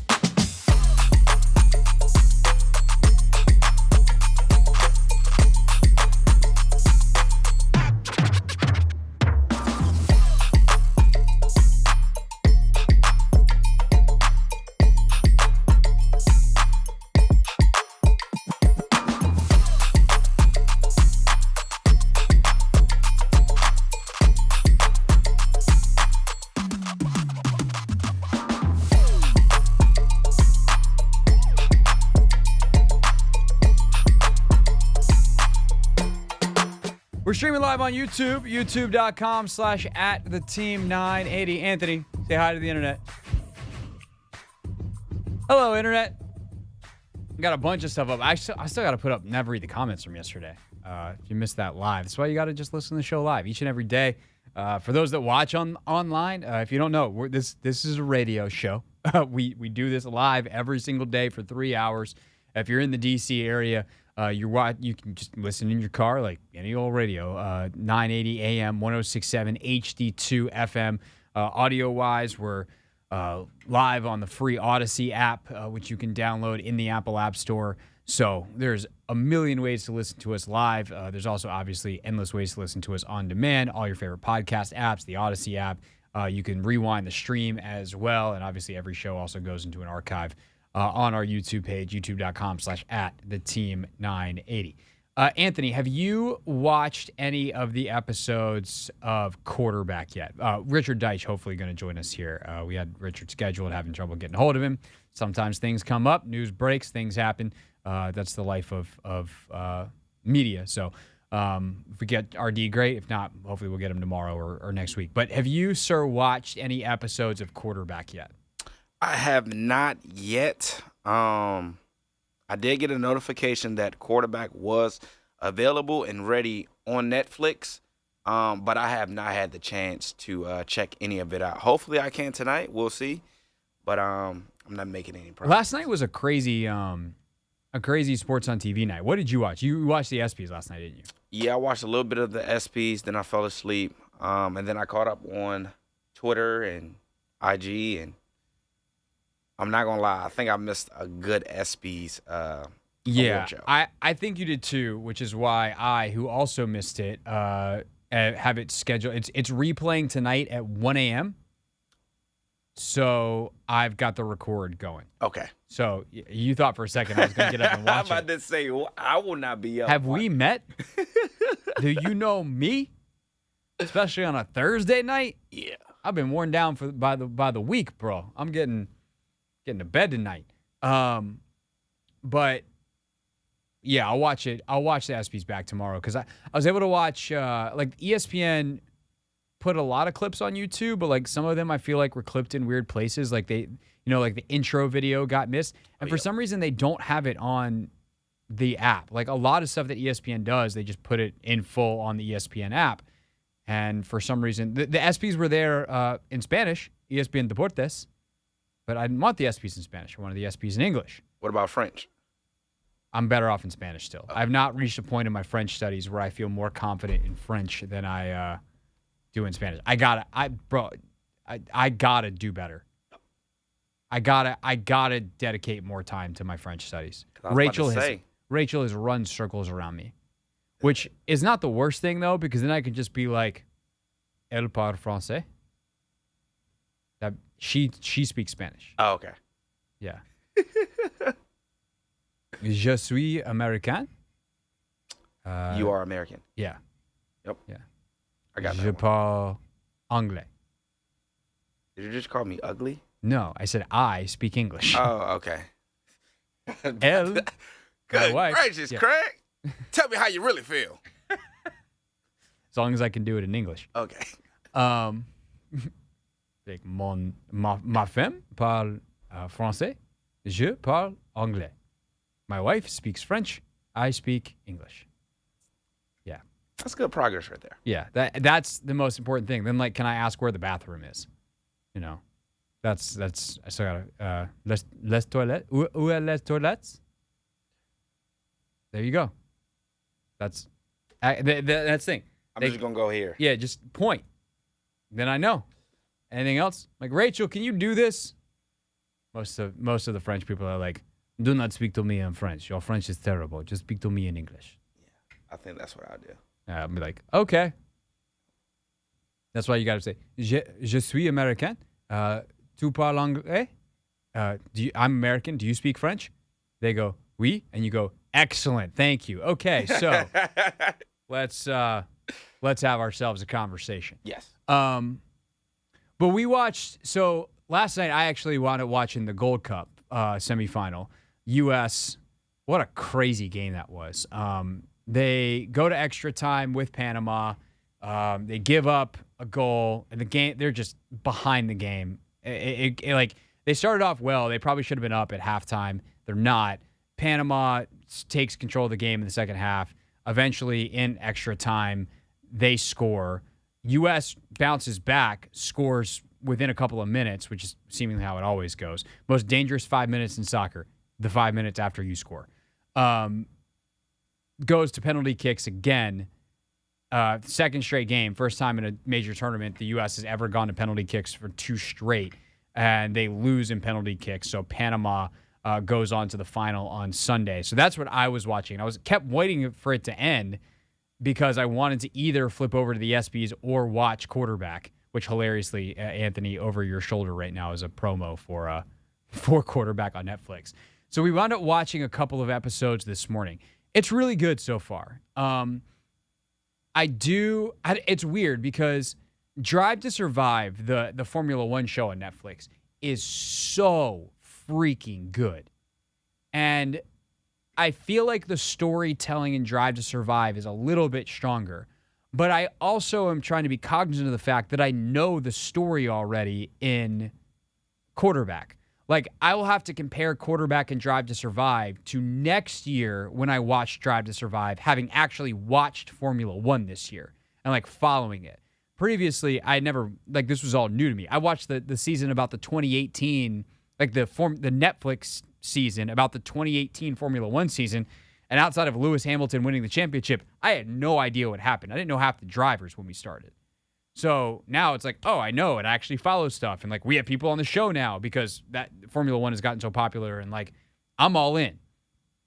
But I know what happened in Quarterback, and I know about the player's background, so it's hard for me to judge. But the access is great. Mariota, I'm fascinated to see his story arc. Mahomes is definitely interesting. And then, obviously, I think a lot of eyes here are on Kirk, and Kirk is exactly who I know Kirk to be. There are no surprises with me. And that to me is always like the mark of Kirk. And for better or for worse, you can set your metronome by him. Dude is as consistent as they come all the freaking time. He will put in the work. He will do the things. He has a ceiling. He has a floor, and he will always operate between that ceiling and that floor. Emotionally, performance-wise, it is wild to watch how he kind of does that. And how he regulates himself in terms of, how he's able to decompress with his family, and then how he's able to turn it on and lock in on a road trip, and the meticulous notes he takes, his work with a sports psychologist, which was actually very cool. In one of the first 2 episodes, they leave the door open and let the camera shoot Kirk in a session with the sports psychologist for the Vikings. And they're like, I've never seen an athlete open up a therapy, what is essentially a therapy session before. So yeah, it's very cool. I'm very excited to see the final 6 episodes and how the rest of the season takes place, ultimately concluding, spoiler alert, with Mahomes in the Super Bowl. I wonder how that goes. But yeah, I'm pretty pumped about it, and I'd assume with both of us, you think you'll watch it tonight? Maybe not all 8 episodes, but like I'll probably check out at least one, just because there's nothing really on sports. Yeah. So everyone says last night is the quietest night of the year. It's not. Tonight's the sneaky night. Baseball's back tomorrow, if that's something that you want to watch. But last night you had Gold Cup, and that's not obviously every year. You had WNBA final games before the All-Star break. So a lot of teams played last night. You had the ESPYs. Tonight, nada. Not a single baseball game, not a single basketball game. I don't think there's any major soccer games. Like, there is zippity-doo-dah zilch as far as I know tonight. There might be a league somewhere playing something. I'm sure there is. But tonight is the quietest night of the sports calendar of the entire year. So good night to watch a new Netflix show. Good job, Netflix. I wonder if that's why they released it this week. I wonder. It's the Hoffman Show. We're on the Team 980. We're always live as well on the free Odyssey app. When we get back, real things, real people said into real microphones, including a couple of bits from the ESPYs.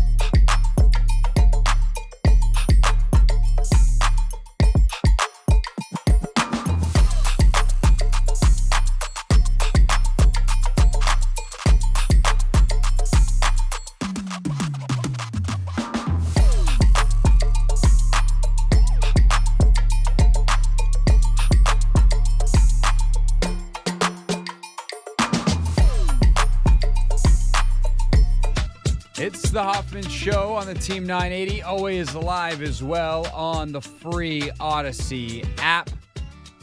Richard Dice did just check in with me, said apologize, had a phone situation. So tomorrow he is going to join us at 6:30. Anthony, I was a little slow coming out of break there because I had to set a reminder for myself tomorrow. That's what I had to do. I had to do a Hey Siri bit. All good. All good. I'm just going to put it in the dock. Okay. By the way, we earlier this week established that we're going to institute a fine system on the show. And perhaps tomorrow, maybe we'll recruit Yates' help with this actually.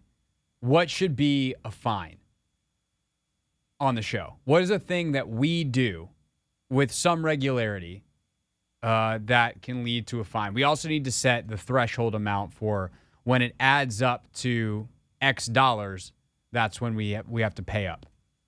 So it just goes on the board in the system, and then we have to figure that out. The reason I say we can do that tomorrow is I have the whiteboard. It's at home. I got it on Amazon. I did it. We're gonna come in here. We're gonna hang it. I got to figure out where exactly we're gonna hang it. We need to figure out whiteboard cam. Am I just gonna have it over here and I'll just hold it up when we? That might be the ultimate play. I don't know that we're gonna set up a separate camera every day for the whiteboard. We got to figure out Fridays. Do you have the whiteboard? Or if we need to use it, do you just come in and get it? We also need to tell Essig and Russell to leave it alone because Essig especially will mess with it. He'll just start fining us, and we're like, you don't do that. But he'll be like, it's on the board. And we'll be like, I don't know. Do we owe Essig lunch all of a sudden? Can't have that happen. Who knows what Denton will do with it? I'm just saying.